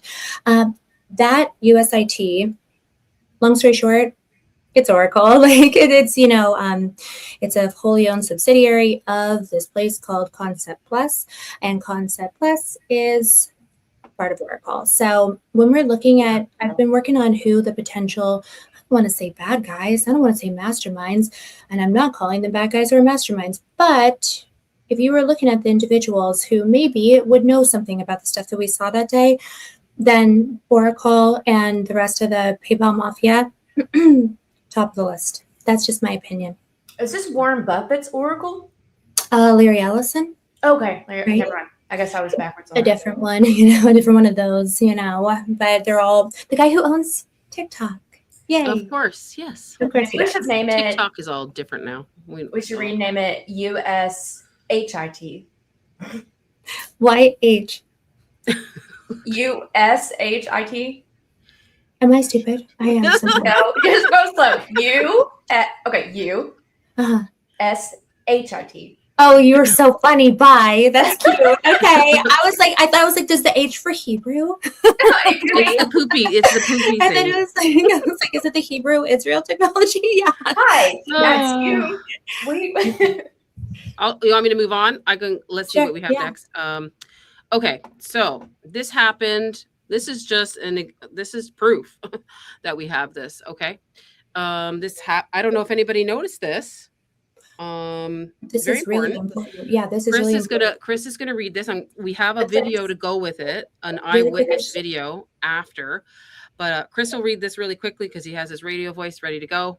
Go ahead, babe. I just want to set it up really Yes. quick and just let Yes. everybody know. Set it So up. what we're talking about right now is we're talking about the fact that sometimes with these drones, people have been nervous, or maybe like kind of questioning, gosh, were they really there? Does the military really use this kind of technology? Is this the sort of thing that we've seen before? And so this is a great example of when we've seen it before. So thank you, Yeah. Chris. Take it away. Yes, happening. Hi, everybody. This was March 17, 2026, and we're going to be talking a little bit about this. This is an eyewitness watching the Negra Francisca burn near the Galapagos Islands. So I'm going to go into a little bit of it here. So we got Quinto, Ecuador, in the hours after a mysterious attack on an Ecuadorian fishing boat near the Galapagos Islands on March 17th. A drone registered to U.S. defense contractor Shield AI was hovering just 500 meters above the burning vessel, La Negra Francisca, according to a review of flight tracking data by Drop Site News. This represents the first known vehicle to arrive at the site of the strike. Continuing, the unattributed bombing of 3 Ecuadorian fishing boats in January and in March, and the subsequent abduction and mistreatment of 36 fishermen was first reported by Drop Site in April. Last week, the Washington Post built on Drop Site's ongoing investigation and report the attacks were part of a covert CIA operation. Wow. According to the flight and vessel tracking data from Radar 24 and Global Fishing Watch, the Bees was a VBAT model, primarily used for intelligence, surveillance, and reconnaissance, but capable of carrying a weapon payload and switching its signal on and off to avoid detection. Shield AI drone matches the fishermen's description of the drones that circled their boats before targeting them, and bears the same red and green lights eyewitnesses reported seeing as the photographed explosion. Wow. That is crazy. That is horrendous. And also, I am shocked that anybody authorized that at all, like because of the proximity to the Galapagos Islands, which is extremely protected. Like, not just anybody can go there. And I mean, they're attacking on the water here, right? That's like the habitat. It's right downstream from that. Yeah, that's crazy. Isn't that scary? And just to think about the fact that they are, engaging in that sort of thing, which we really did know that this scone technology existed. But if you think about potentially where this sort of technology has been seen and utilized in the past, I just want for all of us to kind of keep in the back of our mind, I understand that it would be so crazy if there was this sort of technology used on 9/10. But what we do know is that this sort of technology was used multiple times by us. Yeah, and it's like people are asking in the chat, why would we do that? Was it a test, or were it's they a test? transporting? That's a test. That's what we think, right? Like, we were going over this today, and I said, well, this has to be a test. What else could it be? Well, it could have been a number of things. I'll be honest. Like, I don't know that just to test it, just to do that just for a test, because they could have tested just about anything. We could have put our own fleet out to, what I mean, like at least track. But I'm sure it was a covert op. There must have been something. It's still ongoing investigation as well. I agree. And that's what our tax dollars are being used on, is like a fishing boat in Ecuador. Like, that's how you're going to test something. That doesn't track. That sounds like another one of those little stories we're being told. Yep. Mm-hmm. I do think that we found Tyler's blue hat. Just want to point that out. Oh. Oh boy. They haven't found yet. There it is. Oh, it's a maroon shirt. Oh my God. Oh, and a maroon shirt. Go figure. Well, what I think is worth thinking about too is that what scones do is they provide plausible deniability. Because the thing is that this is the sort of reporting that it's not as though we went and admitted to this. It's not as though we, went and let everybody know that it was this scone technology that we were using.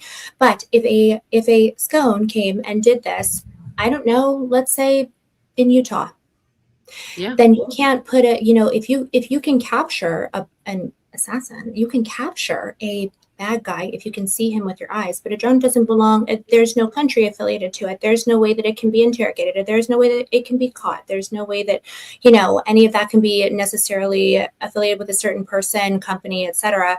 So it does occur to me that plausible deniability, that does say covert ops to me, and that's really what our country is always looking for. So yeah, I don't know what's next. I don't know if it's a video, so just bear with me for 1 second. Did you want to say something? Wait, sorry. I just wanted to point out that while this went down earlier in the year, Shield AI declined to respond when they were asked for a statement. Yeah. They were circling their boats too. They could see it. So scary. There must have been a reason. I don't think that they would just do that just to test. I think the opportunity came up and they did it. Not that I'm saying it's okay. I think there's an element of autonomy in this that we should also be thinking about. I mean, this is pure spec and pure tinfoil, but if we have outsourced our military targeting decisions to an AI system, and we're saying, hey, Scone software, go and find any potential threat, then it might be that it thought that it was targeting a drug boat, and it might be that it thought that it was targeting a naval warfare center when it was actually targeting a girls' school in Iran, right? Mm-hmm. So we know that AI makes mistakes. We know that it's fallible, and we know that if we, as I understand it, we have stopped having actual human eyes on a lot of these targeting decisions. I know that that's currently happening in the conflict that we're involved with now. It's been a huge deal. It's possible that AI made an error and targeted something that they thought was more of a threat. Possible. I think we have some pictures to go with this, so just give me a moment. Okay.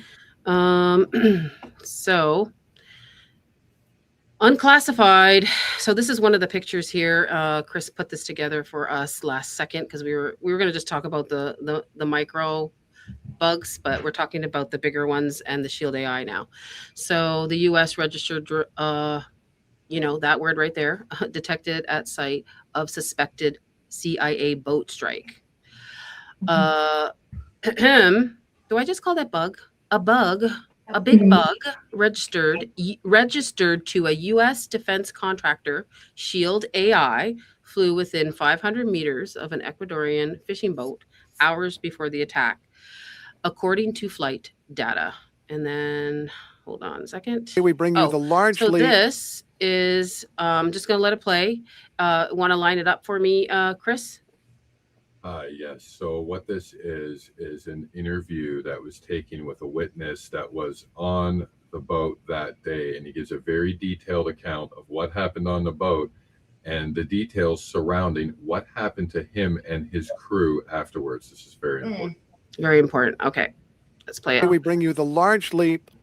Today we bring you the largely unreported stories of fishermen from Ecuador. The fishermen say they were attacked and their boats were destroyed, and they say the United States did it. The United States has carried out more than 50 strikes in the Eastern Pacific and the Caribbean since September, killing almost 200 people. The Trump administration says it is targeting alleged narco-traffickers within the law. So what really happened to those Ecuadorian fishermen? NPR's Carrie Kahn reports. For generations, the Flores family has been fishing off Ecuador's Pacific coast. Many of them, along with Lisi, the guard dog, live in this compound high on the hill above San Mateo's tiny harbor. My puppy started it all, says 51-year-old Jose Hernan Flores. He built the family business, but rising costs and extorting drug gangs left them with just one boat, the Negra Francisca Duarte. Flores was at the helm of the boat in early March, fishing off the Galapagos Islands. We had been out about 2 weeks with a crew of 16, he says. When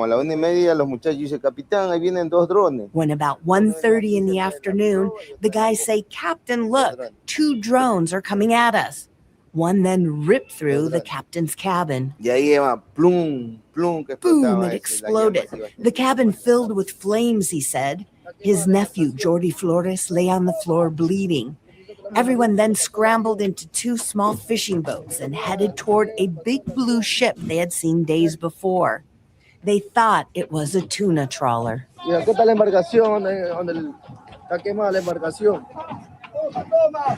Flores' cousin filmed this video as he came upon the burning Negra Francisca hours later. He sent word to shore. The crew was gone. The family pressed local authorities to launch a search, and that never happened. After an agonizing week, a call came in. The crew was alive in El Salvador. Captain Flores explains. As we got closer to that big blue boat, armed men screamed, "Put up your hands," he says. The men spoke to each other in English. They tied our hands with plastic cuffs. He said they put hoods over their heads, except Flores' injured nephew, Jordi.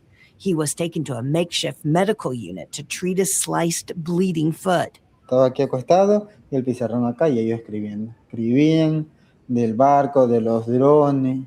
I was laying there and I could see a board on the wall. They had drawn our boat, the drones. They were all bickering over it, Jordi Flores tells me. But it was all in English, so he couldn't understand. The crew, hooded and cuffed, spent the night on the deck in the cold rain before being transferred to a Salvadoran-flagged vessel, says Captain Flores. Once on land in El Salvador, the crew had to pay their flights home. They faced no charges in the U.S., El Salvador, or in Ecuador. NPR reached out to multiple U.S. agencies about the fishermen's allegations. The military Southern Command said they had no knowledge of the incident. No one had answers either in the U.S. Embassy in Quito, the U.S. Coast Guard, the White House, the CIA, or the DEA, which told NPR it does not conduct kinetic strikes. 38, el 3 con el 8, 38. At the family compound in San Mateo, the Flores gather in the courtyard for a Sunday game of bingo. One of the cousins calls out the numbers. Oh, ya quedó. Jordi Flores doesn't join in. He's in his bed in his small house.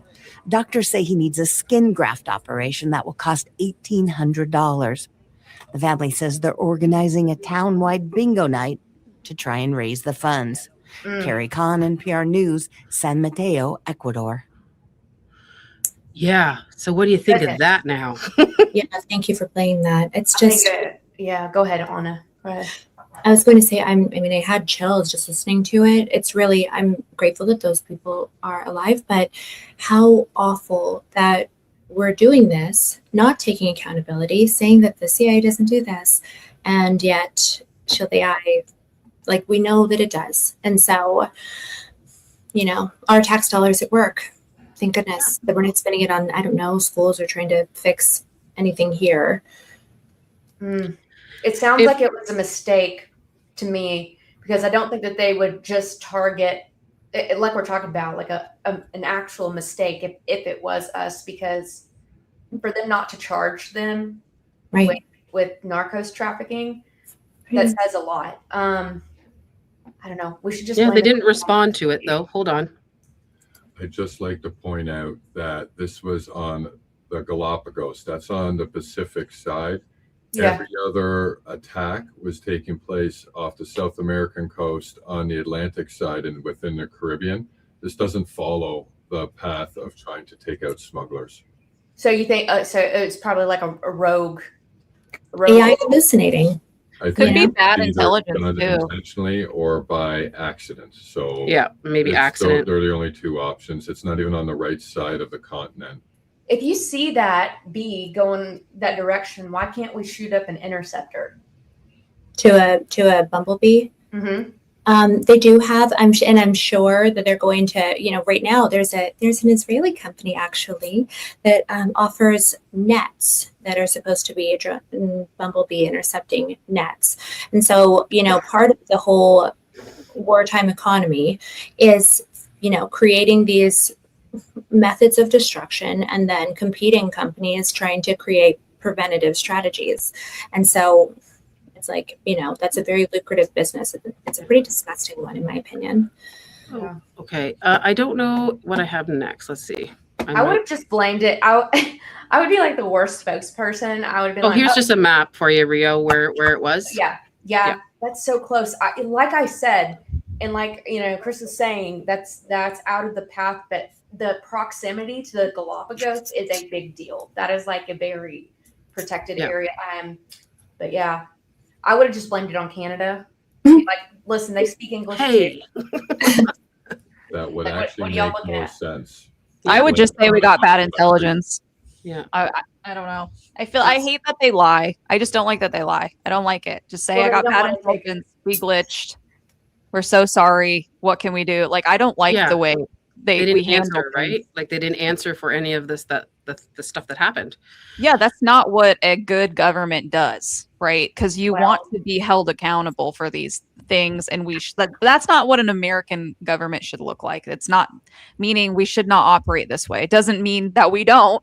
I'm just saying they should be held accountable for whether it was bad intelligence, bad AI hallucinations. I don't care what it was. It's like, we effed up. We're owning it. What can we do to help these families? How do we know? Did they say it was written in English? How do we know for sure it was the United States? Like, let's just have an open mind. Like, I'm sure other countries have this technology and like looser, how do we know it was American?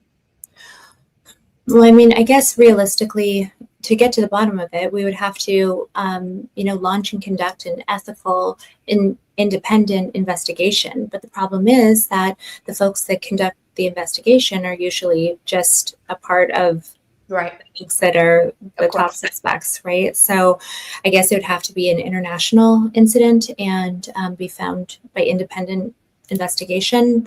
I'm like, well, before or after we get to the bottom of the kids' school in Iran, right? So take it to The Hague. Yeah. I mean, I think the first article, I think they did say it was U.S. They tracked it. Chris, can you verify that for me? Yes, what they did admit to is that one of the drones, or bees, I apologize, that went there to survey the damage a few hours after was confirmed as a Shield AI US government drone. So whether they were there to do it, they happened to be there a couple hours later, and it's pretty isolated. That is not flying from South America or Central America to get over there. It had to either be dropped by an alleged plane or brought by an alleged boat, and they were picked up by a boat. Yeah. What was? Do y'all remember the clip though? Said that some of the people were picked up and mistreated. What was that about? Was that the same boat? The one that they hit? Yes. So who would have been? I mean, that's the answers that we want, and they haven't answered it.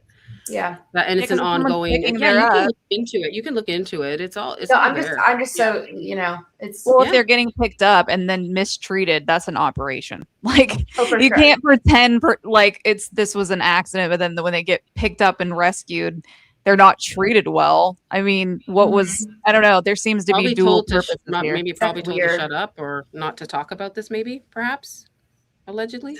I don't know. It just kills me because I feel like there's so many like. I know for a fact that there are so many service members who signed up as GWAT service members after 9/11 that served up, and joined up and had no intention of being part of anything like this. And I do think that in part these accelerationists, this autonomous, AI, the new crime guys, they are ruthless, and that my real opinion is they're ruthless and cutthroat, and that this tracks very much along with what we've seen from them, so it doesn't even really surprise me. That's what makes me so sad. I mean, just for the entertainment of being sadistic, like if these guys weren't actually trafficking, like there was no information to get out of them, like that makes it even. Well, remember that, it is Alex Karp, who is the co-founder of Palantir, said that his big dream is to complete the autonomous kill chain, as in no human in the loop, and they just go out and do it. So who knows? Who knows? Yeah. I don't like it. Okay, let's see what we have next here. I don't know if it's a video. I might have to get... Can you just pull down the screen for 1 second so I can remove one video? Because I don't think I can show it because of the... bomb. Yeah. So let me just remove that before I play it. And just so everybody knows, if you guys are watching on Twitter, hi, I am, as we get into these more crazy topics, I am going to stop the Twitter stream, and it's just going to be on YouTube for my channel anyway. So anybody who's watching out from the Twitter sphere, please go and jump on YouTube on. I think all of us are streaming it, so just whichever one hits your guys' timeline first, and we will see you over there. But to everybody else, I'm like, stay where you are. Don't worry. Let me just do that because I don't want to see us. Yeah, it's a good pause too. Like everyone, really quick, please like and subscribe our stream. If you haven't done that already, and you think what you're seeing here is great. I'm 80 and 1776. That's Allie Top Files, Rio Gates, and Anna Escobar show. So we're all here on YouTube. So please go there. I will also add it in my description, everyone's information. I've dropped it already in our comments chat. So please like and subscribe if you did like this content. We have over 1,200 people here right now. So we're happy you're here, and thank you so much. Allie, you ready for me? Yes, I'm ready. All right. This is the actual, there's a video, but I don't want to do anything to our channels, so you guys can look that up and watch it. I could not play that, Chris. I'm sorry. It is a no-go. It's a no-go because it has it shows what happened. Someone took a video of it with their cell phone. Oh, goodness gracious. Yes. I just wanted to mention that if you did want to try playing that, what you could do is wait to the very, very end of the stream, roll it. Yeah, I'm not doing that. I know. I'm just throwing it out as an option. You could roll it at the very end of the stream and then just cut it out after. It's more like, that way you get to share it and save the stream. Well, you remember the G strip thing that we did before? It had that. I had to edit it out. So you can't really show bombs and fire explosions and stuff. So I'm just going to leave it for my vibe and what my intuition is, I'm not going to show it. You guys can go look up the video, and yeah, you just talk about this, Chris. You can just lead up to it and explain what's happening in the picture here. Unclassified. So where did they get these actual pictures then from? These I found online. There was a whole bunch of, I guess, released unclassified footage about the actual hit. So if you look at what Ali has displayed on the left side, that is the exact video. So literally it is that video, and that's what plays. I'll see if I can get the link and throw it in everybody's chat. So I'll do that once I get off here. But this is literally infrared pictures taken of it actually going down. So this was recorded. People were watching this. People were supervising this. People knew what was going on. So why didn't anybody take any responsibility for what was happened? That's kind of confusing, and I don't really like that. I believe one of you ladies already mentioned that if it happened, just admit it. If it was a mistake, just go, hey, we're sorry. We'll help these citizens get back home. We'll pay for their medical treatment. There's a lot of things they could have done if this was a mistake. And if it was a mistake and they just decided to wipe their hands of it, I think that's pretty gross. That's terrible. A skin graft. And you know what? Like in US dollars, that's not even a lot of money. It's like it wouldn't even cost us much to take care of that. Oh, yeah. Yeah. If we're willing to send money overseas for causes that no American person wants to partake in, we should at least own the crap that we do accidentally and send them the money. Like, that's just so messed up. Yeah. So yeah, you guys can like read up on that a little bit more if you want to watch. I'm sorry I can't play the video, but I think it's on ongoing investigation. That's what the Washington Post said. And that was in March. This happened March 17th, 2026. So moving on, we're now gonna dive into the micro bugs. Okay, everybody, are we ready? Okay, let's go. Well, we're gonna start off with this. We're gonna start off with this. It's not. See why I wanted to go to YouTube. I was like, I don't want them to see us putting it up there. I clicked out. Okay, so if you guys don't know, if you guys don't know what this is, I posted this on my X. Looks like this is Rick Cutler's post. Okay, and I'm going to lead into why I'm showing you this now, because there was a micro bug over his head. I caught that little freeze frame of it, and I'll show it in a minute. And he just did this when I actually posted it. He put this out, and John Cullen actually commented on my my X post, but he posted this on August 9th, 2026 on his social media account.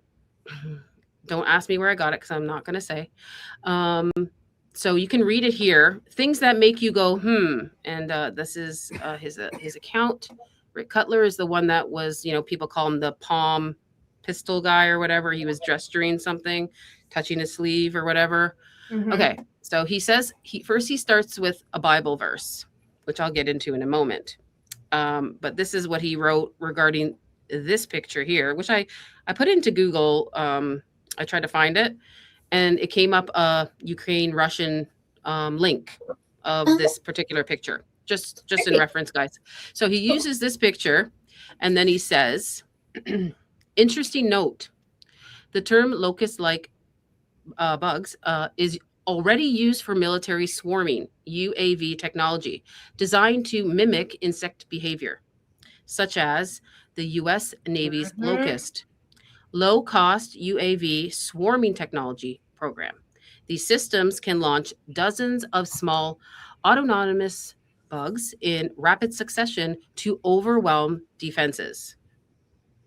I know what and this is from Rick's private Insta. So for everybody watching along, I know that there was some conversation about like maybe a fake Rick Cutler profile that was on Twitter. This is from his private Instagram. So you guys are getting a real behind the scenes for everybody who has been wondering, where's Rick been? What's he been up to? Well, on August 9th, he decided to go and post this incredibly scary looking. Can we just take a moment? Why would he post that? Like, why would any human and think it was cool? Like, so it's very weird to begin with, but So you guys are seeing, and so Allie is someone who's so great at finding information. These are the kind of images that you're not going to see anywhere because it's from a private account, right, Alice? Yes. That looks like a biblical plague. Yes. Locusts, right? Yes. And he puts he put hashtag Revelations 9 here. So if I go to you guys can read that after. But if I go to what Revelations 9 is regarding locusts and what it symbolizes, you can read that there now, you guys, if you want. Revelation 9 has revealed destroying locusts, an image used of world power, since the locusts represent the Roman Empire, because the locust and the beast are synonymous images. Revelation 11:7, then the object of God's wrath is the nation of overseas. I don't know if he's this is the thing that I it's just the timing of this photo. I don't know if he's referencing or if he's bragging or if he's signaling. You know what? Do we think, and to answer, maybe help answer your question, do we think that the Rick Cutler on X is the legitimate one because he commented? It's a fake one that I think we already, that's a fake one. He's taking my post, by the way, and he's putting it on his page. Of course he is. It's literally happening. I think it's a Blake account. I think it's a Blake friend. That would be crazy. Can you go back to the post, Alice? I just want to jump in here quickly, ladies. The video that we referenced that we couldn't show has been put into all of your chats. So it's in every chat. Great. Thank you. Thanks. This one? Thank you. This post? Yeah, thank you. Yeah, just while we talk about it, because it's just so shocking and it's so like, what on earth is that man doing? What is he doing posting this? Things that make you go, being the beginning of the actual comment that he makes about it. I wouldn't put this out there if it wasn't legit either. I'm not like that. Yeah. I think these people are so messed up in the head that this is like a foreshadowing. Yeah. Well, if you read it, it kind of is important because it says right here, they were not permitted to kill them, but only to torment them for 5 months. Their torment was like the torment of a scorpion when it strikes a man. In those days, men will seek death and will not find it. They all will long to die, and death will flee from them. That seems like a warning. Like we're coming persecution of Christians here. That's weird. That's not normal things to post about in that regard, unless it could be a warning. Maybe he's warning people. I know about this stuff. I mean, once again, giving people, we can't assume their intentions. He could be warning like, hey, we're going to send these out to, whatever you. What's a warning another third one? It's like, what do people in the chat think? What would a warning do for us? We can't. Well, they always say that they have to say what they're going to do before they're going to do it. Whether that's what he's doing here or not, I don't want to assume people's motives. I try really hard not to. So I'm going to lean into make your own decision on that because it is not a normal thing to post. Not at this time when you got John Cullen putting out all these videos about the bugs, like literally the bigger ones. He's literally talking about UVU. Like it's just all coming in. Did you guys see that on X? It's like every day it's about that. They're having spaces about it. And then he drops this. It's just the timing of it. I don't and it's creepy. It's creepy. It's like, it's not normal. Also, it doesn't look like he has a ton of people on his Instagram, given he has 3 likes. I have a tiny Instagram. I just made it like 3 months ago. I get that many likes all the time. I have like 200, 300 followers, so it's like, he's not posting this for anyone, but maybe himself. So you have to think about that. It's like, he's not like out here, like putting like this warning. It's like, that's kind of a psychology you even have to put your mindset into. It's like, who's he posting this for? Even there's literally no one here. He's biblical too. Like he's very biblical, like Erica is. And you guys know that he was hanging out with the director of U.S. Secret Service recently. Yes, I have that somewhere right here. There you go. Right. That is Rick Cutler. Amazing find by Allie. Another amazing find by Allie. So it's on his same. Yeah, it's on his same. Like the private Instagram. Yeah. Exactly. And so that is him saying, while I was working as working in an executive protection detail for a member of Congress, I was able to meet the director of the Secret Service for POTUS, Sean Curran. And that is the same man that is in the photograph, the famous fight, fight, fight photograph, right? So And Butler, right? Yeah. yes. Yeah. So he's a bigwig, a Secret Service bigwig. So while we think that Rick Cutler is just palm gun guy, just brown shirt guy, he is not a one-off. And he certainly seems right. He has not gone off to rock in a rocking chair. He has not gone to, go and just try to forget all of the sad things that happened that day. Like he's still active and around. I think he's in, do we know where he is? Like, can I say it? Where he is? I mean, he's in the United States. Yeah, right? he is. You can say that. We'll say that. But so I'm like, guys, like that's why I'm like, why are you drone swarm posting right now? Like, please, aren't you supposed to be in South America? Like, can you go somewhere else? Like, right? Didn't he retire in 2019? Like, right? Yes. That's what I don't get. He's back, baby. He's back. He's back. So, but like, back. you never. No. The return of Cutler. Exactly. Gosh, things that make you go, like, what is this? So yeah, like so we know he's doing something. He's not retired. He's definitely, and he's looks like he's doing protection for the. It doesn't say who he's protecting, like executive protector of who for Congress. I don't know who he's protecting, so that's interesting. I had a write up of where he was too. It was at some event, but it's funny his picture wasn't posted anywhere, but. Sean's was like his picture was posted with some other people on X, but his was not. So he's ghost. You can't find him. And I told everybody from the beginning, everybody's like, why don't you talk about Rick Cutler? I do, guys. It's just I have to do it in a safe way, right? Because like everybody knows, I don't want anything to happen. Yeah, don't come over here. Nope. Enjoy your retirement, Rick. Hope you're having fun. You're doing good. Okay. Great job. But moving on to this. Yes, this is the one I found. Justice for Drone Gate. I have believed this the whole time. I've seen the palm ones that can do stuff. Yeah. Right. Anyways. And exactly. And so that was the thing. So we know that there have been different folks who have had, more and less degrees of certainty that they feel as though these small drones were bumblebees. I guess those ones are dragonflies, were seen at UVU. Now, I really do understand that different people feel more and less comfort with that, and that's just fine. However, to take information like that, to take images like that, and then to dismiss them, I think is an investigative mistake. Yep. I'm not someone who subscribes to the idea personally that the bumblebees pictured or anything necessarily are the mechanism of action for what happened to Charlie. That is not my personal belief at this time, but to totally rule out the idea that those could have been something that were mechanical, it feels to me like it's really limiting our potentials here. And so we know the technology exists, so why would we deny that it's possible? Yeah. Mm-hmm. And if you just think of the perception of the one, I zoomed it in. Okay, well, we know that like this one, I've everybody said, oh, bugs, they're all bugs. I know like a lot of people caught them.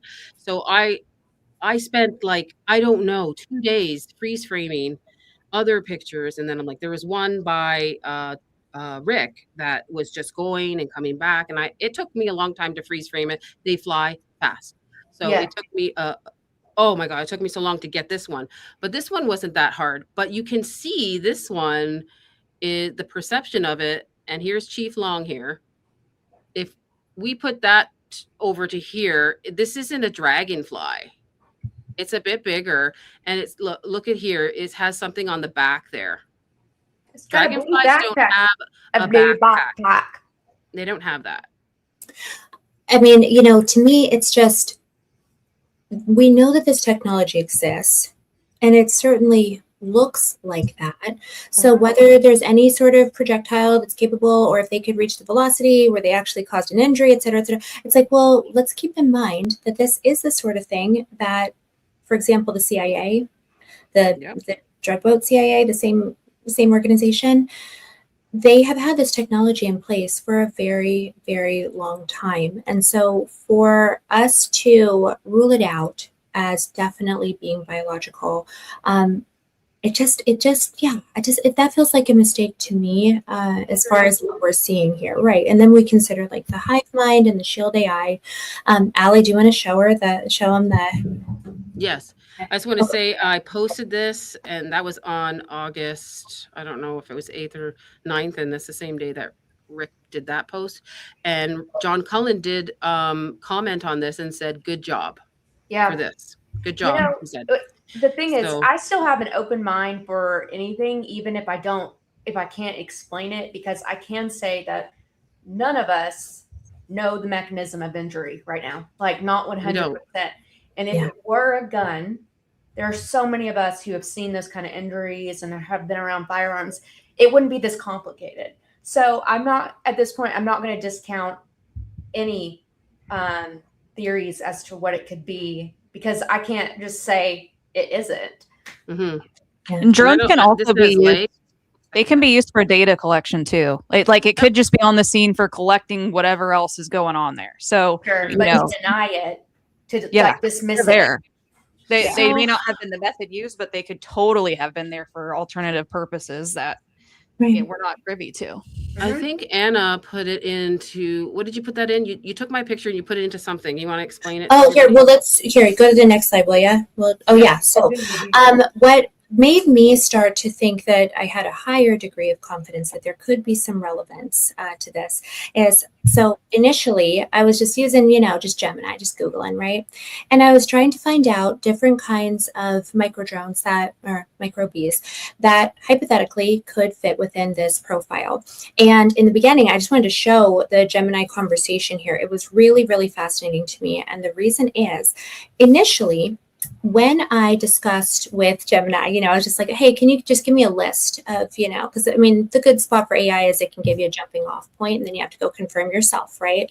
But I thought, okay, let me just see, give me the name of the micro drone makers in 2025 and 2024. And it was giving me a number of potential contractors that seemed to have the correct kind of, a drone system that would fit within what we were looking at in that image. It was fascinating to me that it gave me a huge list. But then when I said, well, I'm looking for one with a fatter body, and then I sent it the picture, right? I just pulled the picture into Gemini. Hey, do you recognize this in any way? And it was really interesting because all of a sudden, Gemini said, you can see the conversation right there. Gemini says the item circled in the image is not a military drone or micro UAV, despite ongoing speculation and alternative theories discussed online by independent researchers like Allie Top Files. So Google knows who you are, Als. Instead, and right, and that's funny. Hilarious. The weird part is this: it says instead, the object is a white plastic folding chair captured midair or in an unusual position because behind the stage set.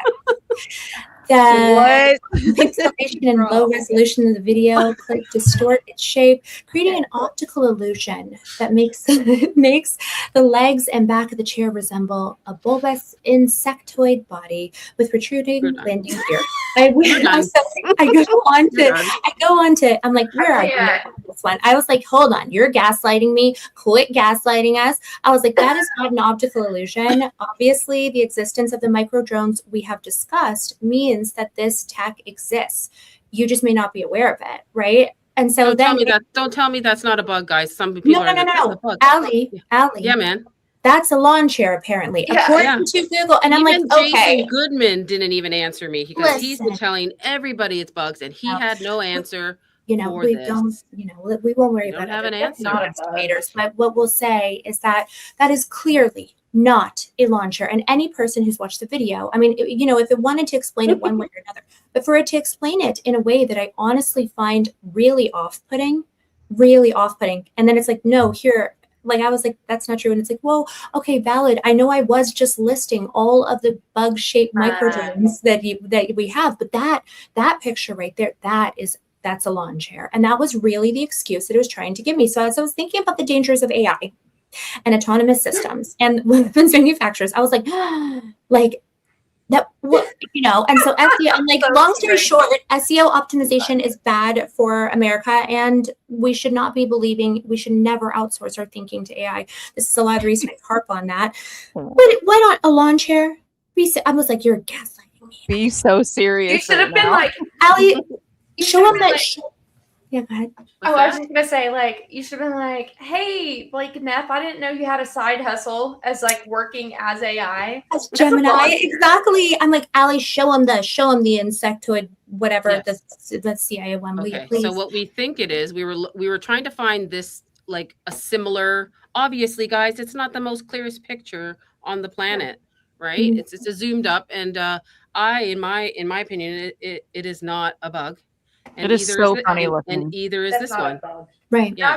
Unless it's like it's pregnant on the top of its back, but it's not. I don't think so. This is what we think this one is. I think I have the next slide. I thought it could be this one because it had. Look at that shape. Why are they gaslighting us? Like, why are they gaslighting us? This literally exists. Like, that's the correct shape. For a while. There are micro drones. That one is in particular is made by the Chinese government, just so everyone's aware. I wanted you to show them the article if you can. Can you show them the article? I don't know if I have on this one. The article. Yes. Can you show them that one? I think that's really relevant. So what do you guys think? Do you think it looks like? I think it looks like that one. Maybe not. Why would they make it white? That feels like you're gonna get seen with white. Am I crazy for that? It could be the glaring of the sun or something. The sun, yeah. Okay. I don't know what color the thing was. I have no idea what color it was. Hot pink. So this is where I think it's really important. So this is because again, as we're looking at this information, I want everyone to consider that this is from a Wikipedia article, about the Insectophoctor from the CIA's actual museum in the 1970s. That right there was something that the CIA was using for their drone technology, for a listening device. So that was in the 1970s. We are 55 years on from there. So anyone who thinks that this sort of thing doesn't exist, well, the CIA has now in 2020 declassified the fact that this technology does exist and has existed for the past 55 years. So I'm just like, I'm getting kind of ticked off about how much they're trying to cover it up. Because at first, guys, I just need everyone to know I was 50-50 bug drone. And I was like, I don't think really either way they're super relevant. I just don't know that they are. What I love about this case too is you learn so much about different technologies. Like even if you ship it or not, like what they can, we're learning actively what these things are able to do and what our government has been up to. So that's what I also love about this case. Like I was learning about the EMP theories and the electrocution theory, and now we've learned about drones and all that stuff. And it just like, even if none of it's what actually happened, like we're all getting smarter as a collective. And I just want to point that out. Like I love that about this case because it's just asking questions equals learning new things. And don't let anyone tell you can't just ask some questions. Because I didn't know this was already in development in 1970s. So no, not in the 70s. That's pretty impressive. It is. And now it's in declassified in 2015 and in 2020. So. And the idea that, a smart defense contractor isn't going to take that declassified information and say, you know what, gosh, we could probably make something like that, whether that's an American one, a Chinese one, or other.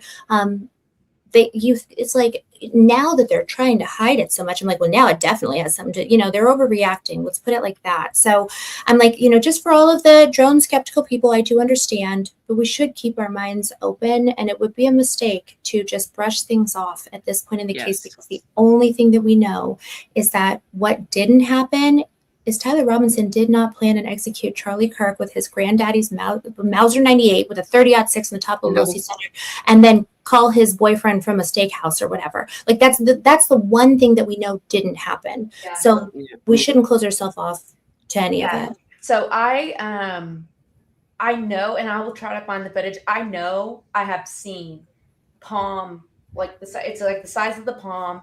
It's a drone and it can shoot a projectile that's lethal. I know I've seen it. I'm going to find that because that would totally track if it's out there.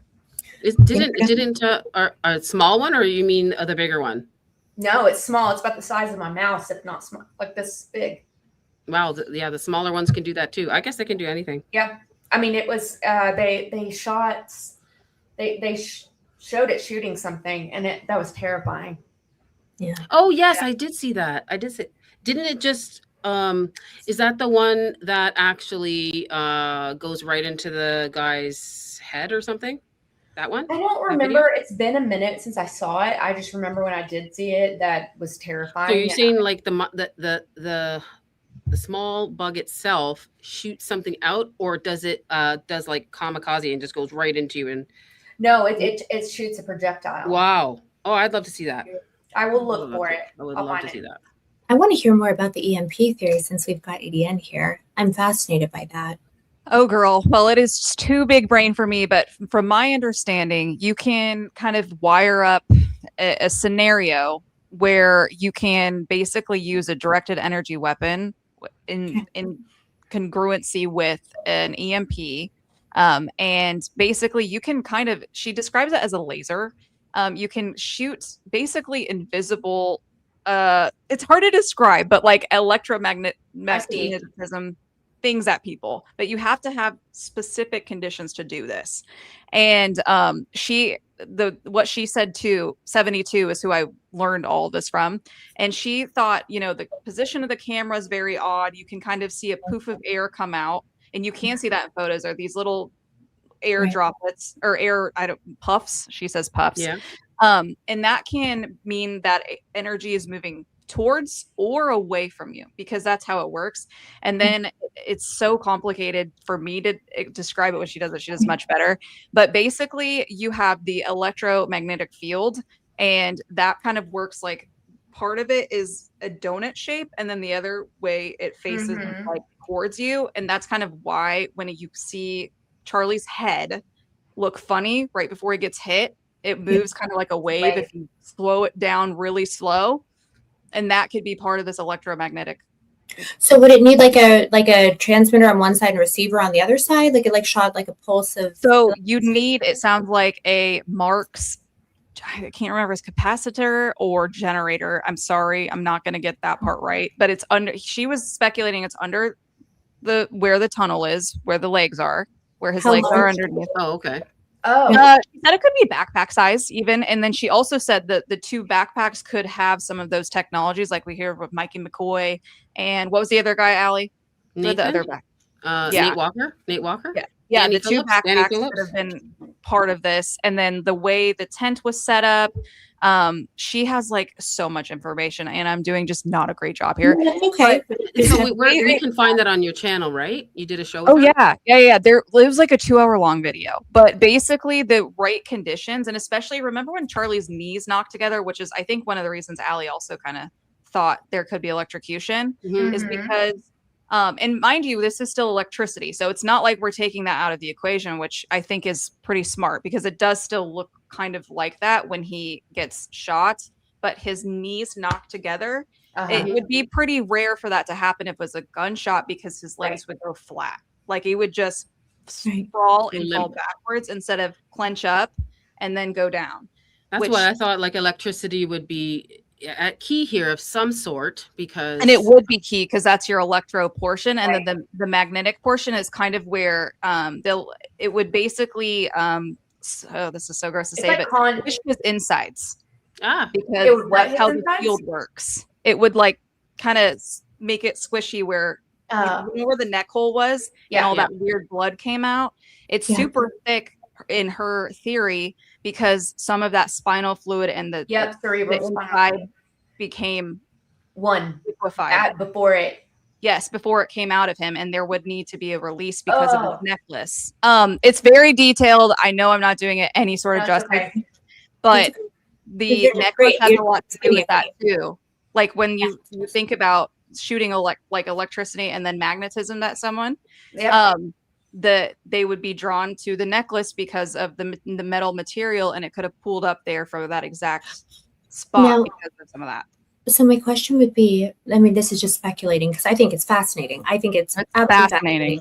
Right? And so my question would be, if they had intended for this to mimic a gunshot to the chest, right? Wouldn't they have expected the necklace? Did they not plan for that? I mean, it just seems like I think that's how all of the theories are. You wouldn't plan for it to be in the neck with a shoot.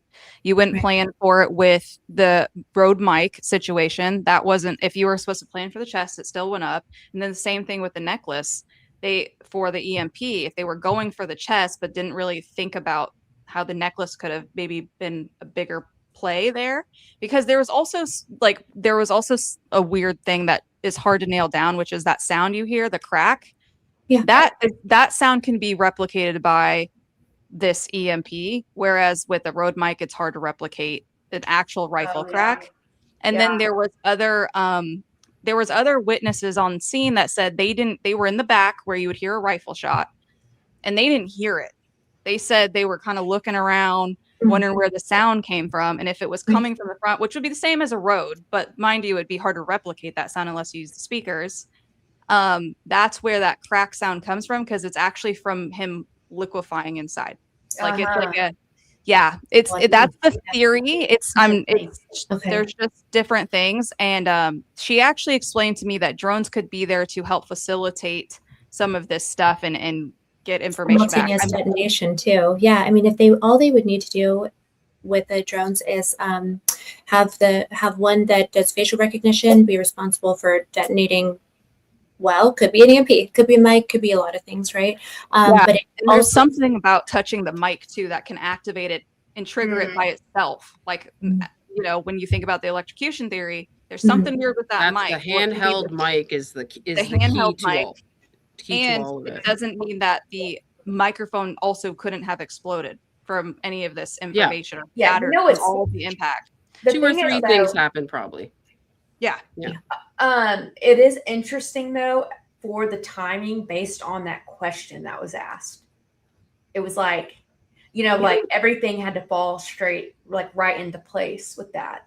100%. Unless it was just coincidence that that's when it happened. I mean, it very well could have been, whenever it happens, and then it would be hard to figure out who's triggering what anytime, right? Think about your Rode mic. When did they trigger that, right? What is the mechanism for getting these things down the pipeline? They know that, we don't. Like, that's like one of those questions where you think to yourself, well, that's where we probably would need a whistleblower or someone else on the scene to try and figure this out. How would you trigger any of these events besides the shooter? The shooter is the easiest one. You think about that, like, okay, you hear a call sign from Hunter Kozak, he says a certain word if he's involved. I'm just assuming, right? This is a speculation. That would be the easiest thing, is hearing him and then pow. Right. What's a different trigger for the other situations? I think that's still in question, in my opinion. I've always thought that drone, that the one Bumblebee, the one that is at the tree line from the Adam Bartholomew footage that Baron brought out.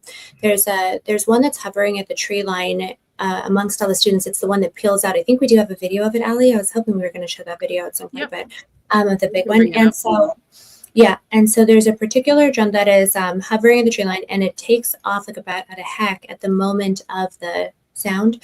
And I've always thought it would make the most sense to me anyway, if that device were hanging out and was just a remote detonation system. It could trigger the sound of a rifle shot too. They have or something just fired overhead, which would account for the sound. But then it could be that it sets off an EMP, it could be that it's like simultaneous detonation of EMP and rifle sound. Like, that's pretty standard stuff for those devices anyway. Yeah. Do you have it? Yeah, I'm just going to move forward. I just didn't show this slide How yet, I would also explain it to me is like, to you and me, this technology is foreign, but to these people, they would have been trained. Like, this is someone who is an engineer science teacher for elementary school kids, and she gets the concepts because she's in this field.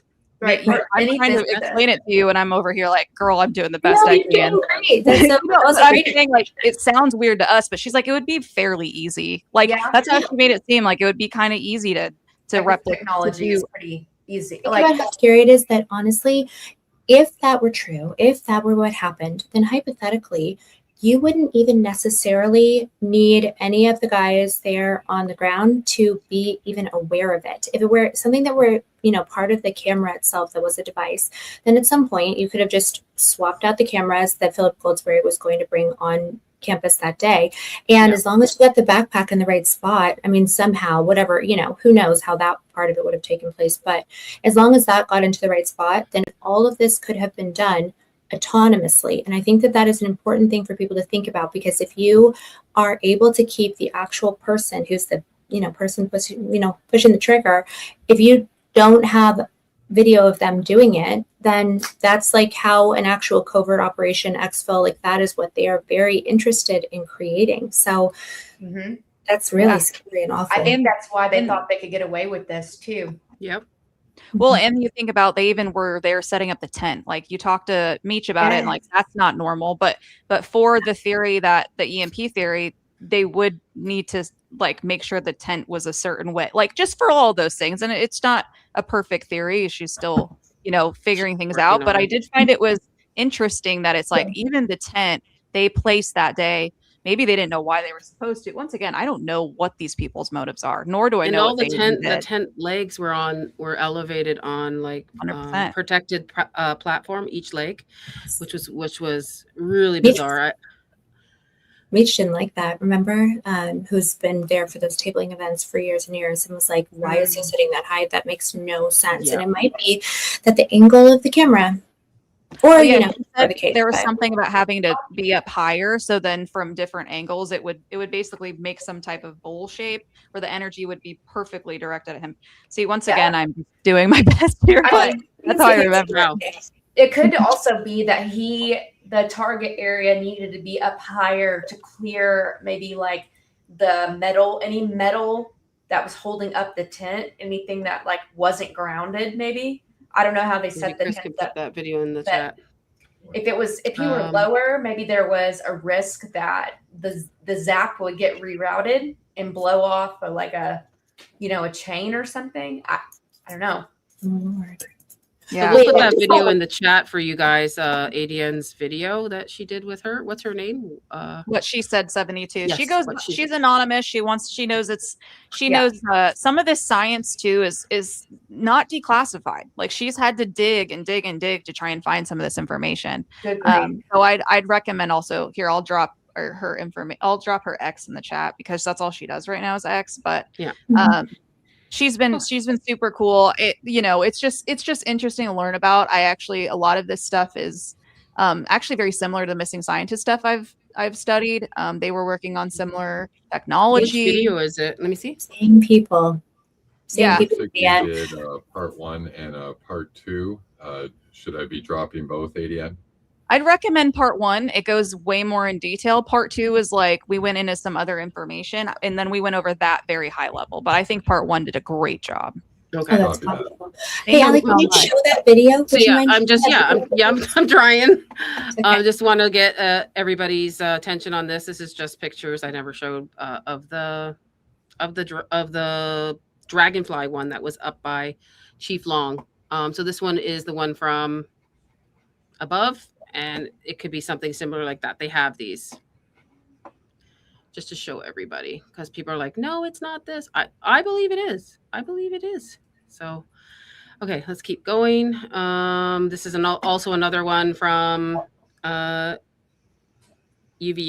This is right on the corner. You know where Butch was standing and the Kellers? On that side, on Charlie's right side. Here's another one here. Look how long the legs are. Look at the flight of it. It looks pretty big. That's the size of a southern mosquito.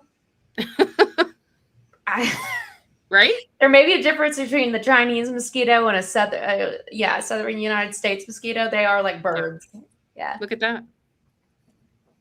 Okay, so I have the slideshow lined up, Anna, so I can't just like pull it up right now. So you want to lead into this? I think the video's after this one.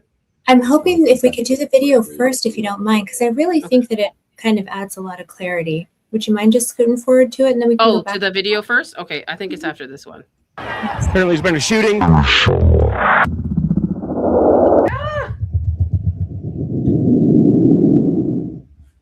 Yeah, that's why I wanted to show that video. So that video, I find it compelling. I really do. I've seen it so many times. Yeah, this is great. If you guys haven't seen it, I'll play it again. Apparently there's been a shooting.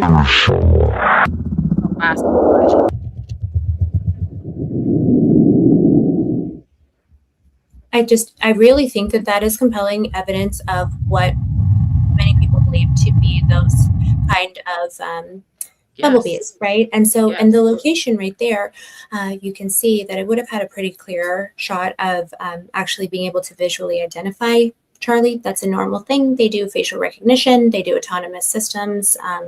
The Shield AI works with those.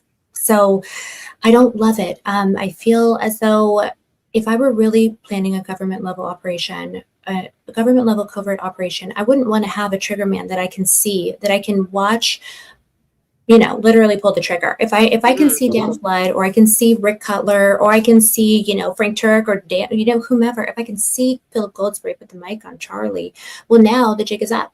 Now, all right, there's the bad guy. There you go. But if you really wanted to conduct a covert state level operation, then realistically, having the plausible deniability and that layer, because we don't know if that belongs to the United States, to our greatest ally, to China, to Russia, to a leftist furry, whatever. And then we should have these answers when no one's answering what this is. Right. They've had this technology around for years, you guys, and I guarantee this is just the first time they've used it in a public execution in the United States.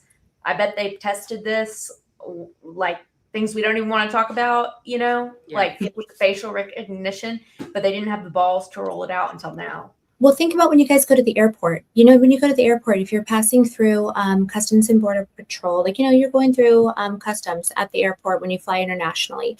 You know, nowadays, you don't even barely stop.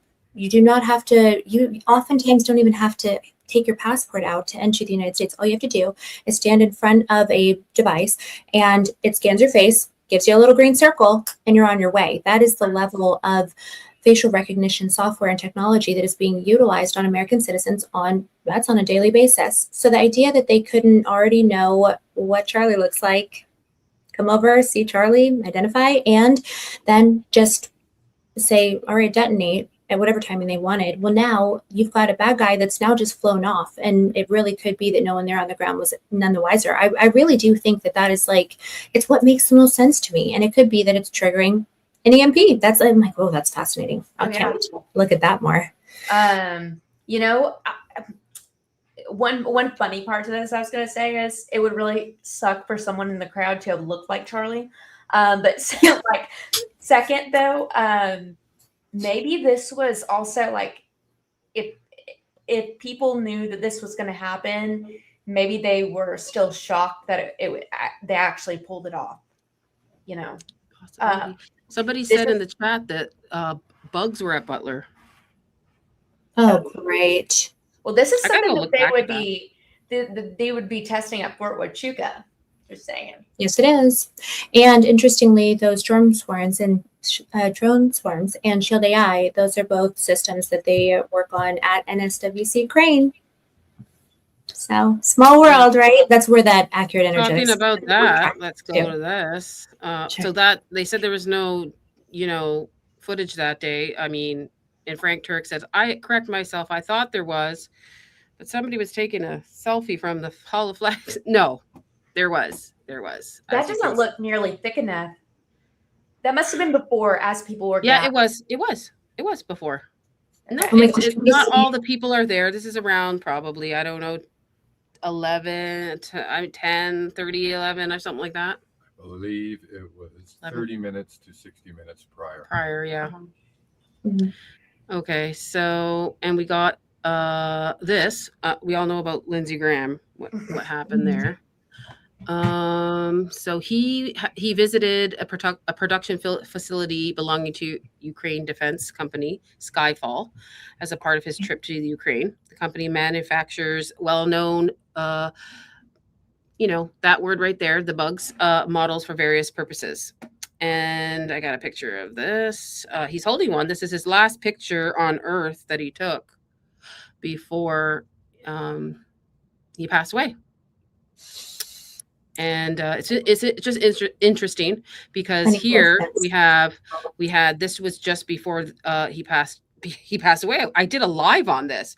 Chris can even talk about it. We did a live on this because was this in Iran that they put these marks on their heads? Yes. Yes. So that was part of a protest Yes, there a leading protest. up to the war, if not maybe when the war first started. And it was not just him. They had posters like that of Bibi, Trump, Shapiro, Lindsay. The list goes on. Anyone who's sort of been pro-war, they had a poster made of them. And they had huge ones hanging from buildings, over cars, ones that were like hundreds of feet long that the crowd was holding up. This was like quite the this thing. was like not too long, and then this happened. Okay. Yeah. And then he went on his trip, and then I was covering the story, and I had somebody from Russia in my chat saying that Russia allegedly did this to him, but I don't know. I'm just telling you what somebody said in my chat. That would be my Bizarre. guess. Where is his body? What's going on? We haven't really heard much of this. Was there a funeral? That would mean he'd need to be they would have needed to be infiltrated when they're in Ukraine by someone in Russia. Like they'd have to have somebody. But look at what he's holding here. You're right. You're right, Adrian. Yeah. Doesn't mean it's not possible. I mean, they have similar accents and I don't know. Yeah. That's it for my slideshow though. That's it. I hope you guys enjoyed that. We did. I feel like I'm 10 times smarter even. I do. Me too. So we can. I'm getting really tired. I don't know about you guys. We can run through whatever super chats, and then I gotta go. Yeah, I gotta go soon. Yeah. Yeah. I thought that was awesome, Allie. Thank you so much. Yeah, thank you. Yeah, thank you to Chris and Anna for that last minute Shield AI that we put up here. Thank That you. was awesome. Sure. Thank you. You guys are the best. Okay, so I'm gonna just go through and do you guys want me to just read them all and we just go through them, or does everyone want to read their own? Yeah. No, you read them all. I'll read them all and we can just do this together. We'll answer the questions, whatever. Let's do it. Jeannie became a YouTube member. Yay. Thank you, Jeannie. And then we've got Courtney became a YouTube member. Go off, Courtney. We love you. Let's do it. All right. Love your content. I also watch Allie. God bless you and keep up the great work. I don't know who that's for, but yay. Regardless. We love that. We got some jewels. Oh, that's like La Conquistadora. I know her. She's sweet pie. Thank you. Yay. I wonder if that was for you, Anna. I don't know. I still don't know how it works. Could someone remind me? I know. I just figured out how to figure it out. I'll show you guys offline. Yeah. Okay. Good. I'll show you guys offline. I finally figured it out. It's so kind and wonderful. No, it took me almost a year. Really? Why did they make it so confusing? Yeah. I'll show you guys offline. It's kind of weird. Okay. Yay, Critter gifted one Anna Escobar membership. Oh, nice. Critter You're the best. Oh, she gifted another. Yay! Let's okay, go. thanks for bringing more people onto TSP. That is so appreciated. That's the best. We always say when you build the community, it's like the number one thing to help the creators, because then we all get to know you, but then you guys are helping bring in new people to the community that wouldn't have paid for a membership before, and they get to know everybody. So it's the best. Thank you for that, Critter. Absolutely. All right, big super. It's Friday. The trad work week is done, and I'm sorry to sit and chill with my girls. Let's keep going, Max, for Charlie. Love you, Kiki. You are so sweet and wonderful. And yes, it is Friday. No trad work week. I love that. I'm so glad that you came and hung out with us. We love hanging out with you. So yeah, we're gonna keep going, Max. We are not giving up on this journey at all, ever. Sorry. No, sorry. I love it. All right, we got Court Dog in the house. Hi, ladies. I'm currently building my own personal case file. It's very complicated. Family law, estate law, an array of litigation. May I email a case summary to any of you for suggestions or guidance? Crisis King, God bless. Absolutely. Hey, you can send it to me. I'm a lawyer. I can take a look at it for you. Let's do it. All right, you guys want to drop your emails in the chat? Yeah. Everyone drop your emails in the chat for Court, and pick a researcher, any researcher, send it all, CC us, totally. Thank you, Court. That's so cool. 30 flowers from Miss Carmen. Thank you, Carmen. This helps engagement, by the way. When you guys send flowers and stuff and spam the chat, that really helps us. It tells the algorithm like, hey, we like it in here, so they're gonna push it to more people. So thank you. Look at that. That's nice. I like that y'all hang out with each other too. You know what I mean? Like I see everybody saying hi and hanging, and I love it. I'm like, hey.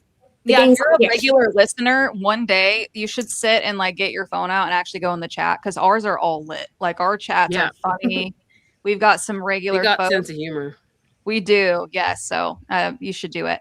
All right. Fern's mom says, "Oh, I love that. Are you from You're from New Zealand, so you say mom. I love it." Best L side photo of TR on Wiki. Ari DD pockmark. Oh, good to know. Okay. I know what that is. That's Tyler Robinson. Diligent posted a picture, and he has a scar on his face. Right here. Okay. Yeah. Oh, perfect. It's A little like bit an higher. acne. Yeah, a little bit higher. Or it could be a chicken pox. I don't know. Yeah. But yeah. Is that in any other pictures from his booking photo, I wonder? Good question. Yeah. So anyways. Are we going to see any pox? Yeah. Oh, boy. Jane's awesome. Jane's a regular. I don't know whose channel is for, but good to see you, Jane. I watch a lot of videos on cults and cult survivors. I can't help thinking that without studying cults, we are never going to understand TBSA. I just did a video with someone. His name is Trip Over Drip or Trevor, and he talked about the LDS cult.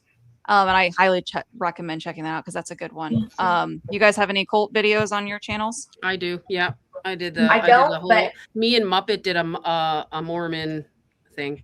I'm Go check that out. currently in the depths of researching Odinism and like the culture, like the sacrificial ceremonies and stuff. It's really dark, but no, not yet. I don't have it out yet.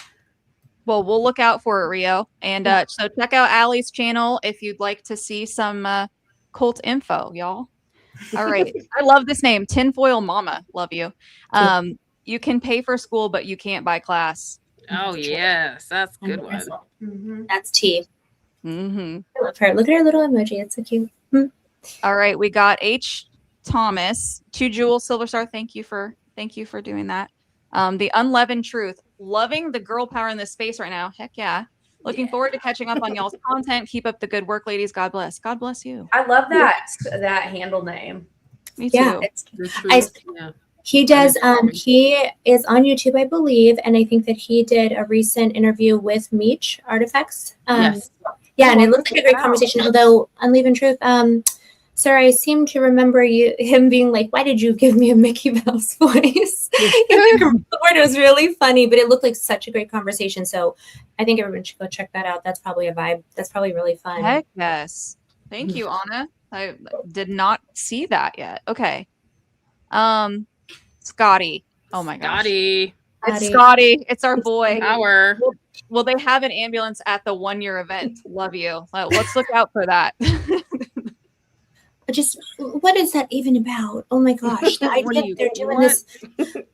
The cargo, it just feels so disrespectful to him. And it's just like, there'd be one thing if they did like a memorial, a service, something in Arizona. Why are we doing it at UVU? That just, I don't like it. I don't like it. Yeah. I'm mad at them very much. It's gross. I agree with that. And I don't think I'd be able to host that event. I would think I'd feel a little icky about it.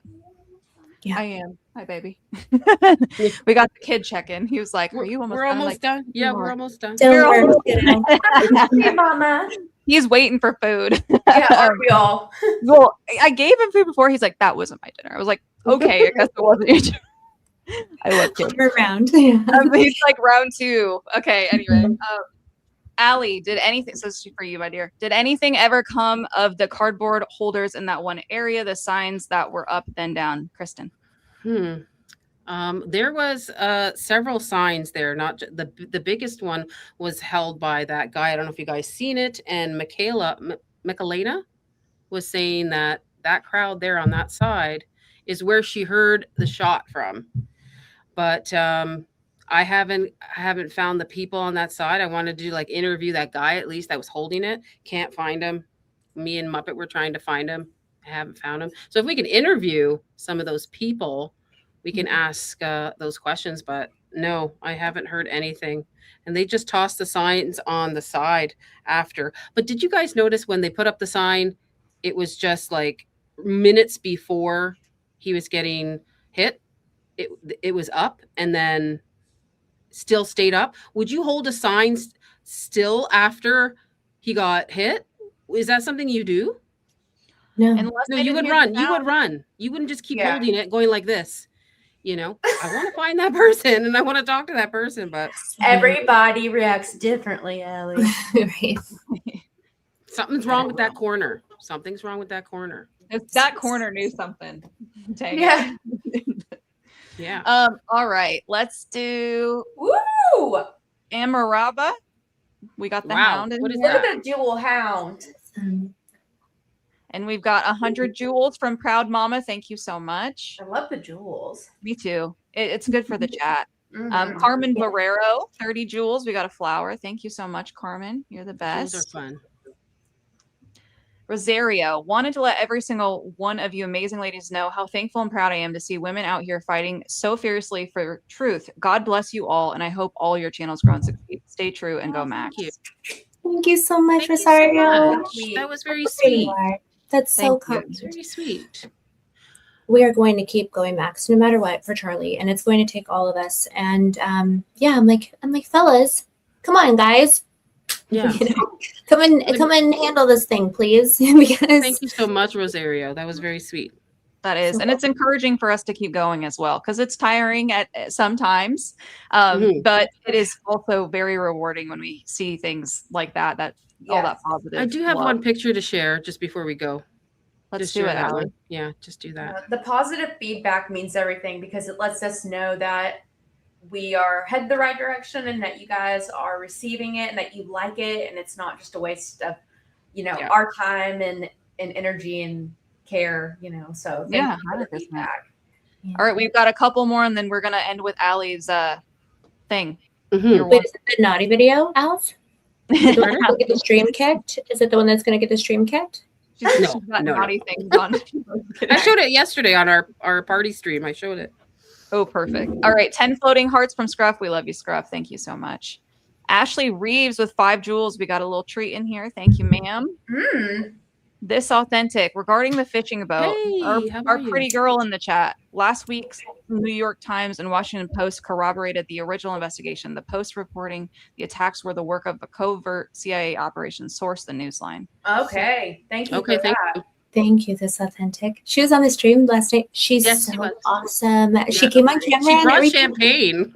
Yeah, she did. And She so I did. was like, come hang out with us sometime on our girl stream, like she was I think it was her first time on there, right? Yeah, it was her first time on there. Yeah, Adrian, you were on there too. Yep, I saw her. She's a Pretty little pretty, thing. yeah, and I thought she looked like someone who went to the gym. Like I was literally just at the gym. I was like, "Is this the same person?" That freaked me out.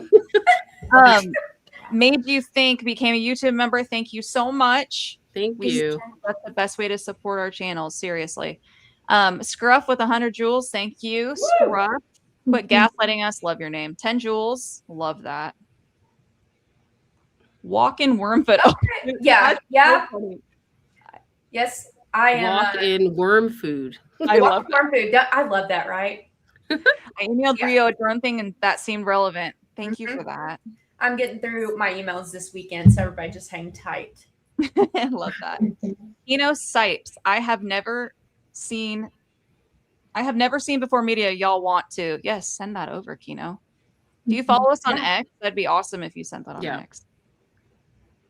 He looks familiar. Yeah. He is. It's actually Ken. I was calling him Kino forever. Oh, my I God, was doing Ken, that too. Yeah, I think I apologize. called him Kino too. Like Kino kind of sounds badass though. It's like well, it's like a gambling or isn't it like a game? Is Whatever. it? Yeah, yeah. Yes, you're right. You're right. So I was Chris like, is going yeah, like I this. love Chris is it. going, yes, Rio, you're right. Oh, I love that. Cute. Go Rio. I'm gonna be craps. Run, look at that Runner Doc baby. MD. Watch Dance with Jeffrey Prather ties it together. I love them. Okay. I love your puppy. Me too. Very cute. Awesome. I love the ears. She's really cool. And Ken again. Sorry, not Kino. I apologize. Forever Kino. Kino in our hearts, Ken in our minds. We need boots on the ground locally, nationwide, so reports can be verified and shared as one data set via Signal. I can be the SoCal boot. Love you so much. Oh, that's so cute. Thank you. Thank you, Ken. Well, thank you guys so much for. Yeah. Oh, we got one more. Thank you guys for these last minute supers as well. Yep. Emmanuel Munoz. Do you think EK eventually steps down? No. Yes. You don't think I so? think they're going to boot her out. I kind of think so too. I think they're going to boot her out. They're going to board member her butt out of there. They Thank tried. you to all the mods too. Thank you big time to my mods. I appreciate Yes. it.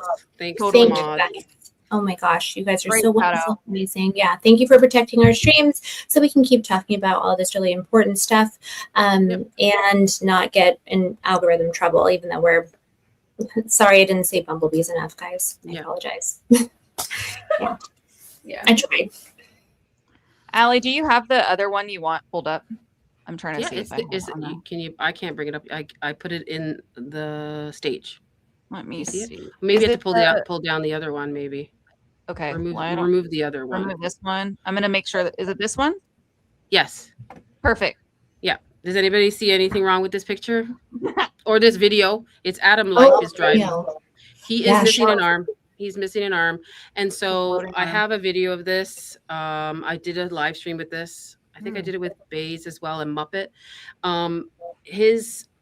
So he's taking Terrell's taking the SD card out of the camera, but in this section here where all those people were holding the signs and this tunnel part, people disappear. People are disappearing. His arm is missing. I don't know what's going on with this footage. I just wanted to show you guys and bring it back to the forefront because Candace was showing this clip and nobody's noticing it. Like he loses an arm. The guy over in the corner, the gate is blurred out. And this is from a video from Adam Life is Driving. Well, I'd love to watch the video because that's crazy. Yeah. Okay. I just want to bring it back to light again. Edited? What do you think it is? I got a couple, like I showed this to Danks too. We did it on Danks' show as well. He said that is completely bizarre. It's completely bizarre. And if some, videographer can go through, even Chris does camera, said it was also bizarre as well, right? Doesn't it kind of look like in that wall it's blurred? Do you see that? Like it's like almost has a blurred effect but to that wall, and then the back it's like with the background for some reason blurred. And didn't we do something about UVU had that what was it called?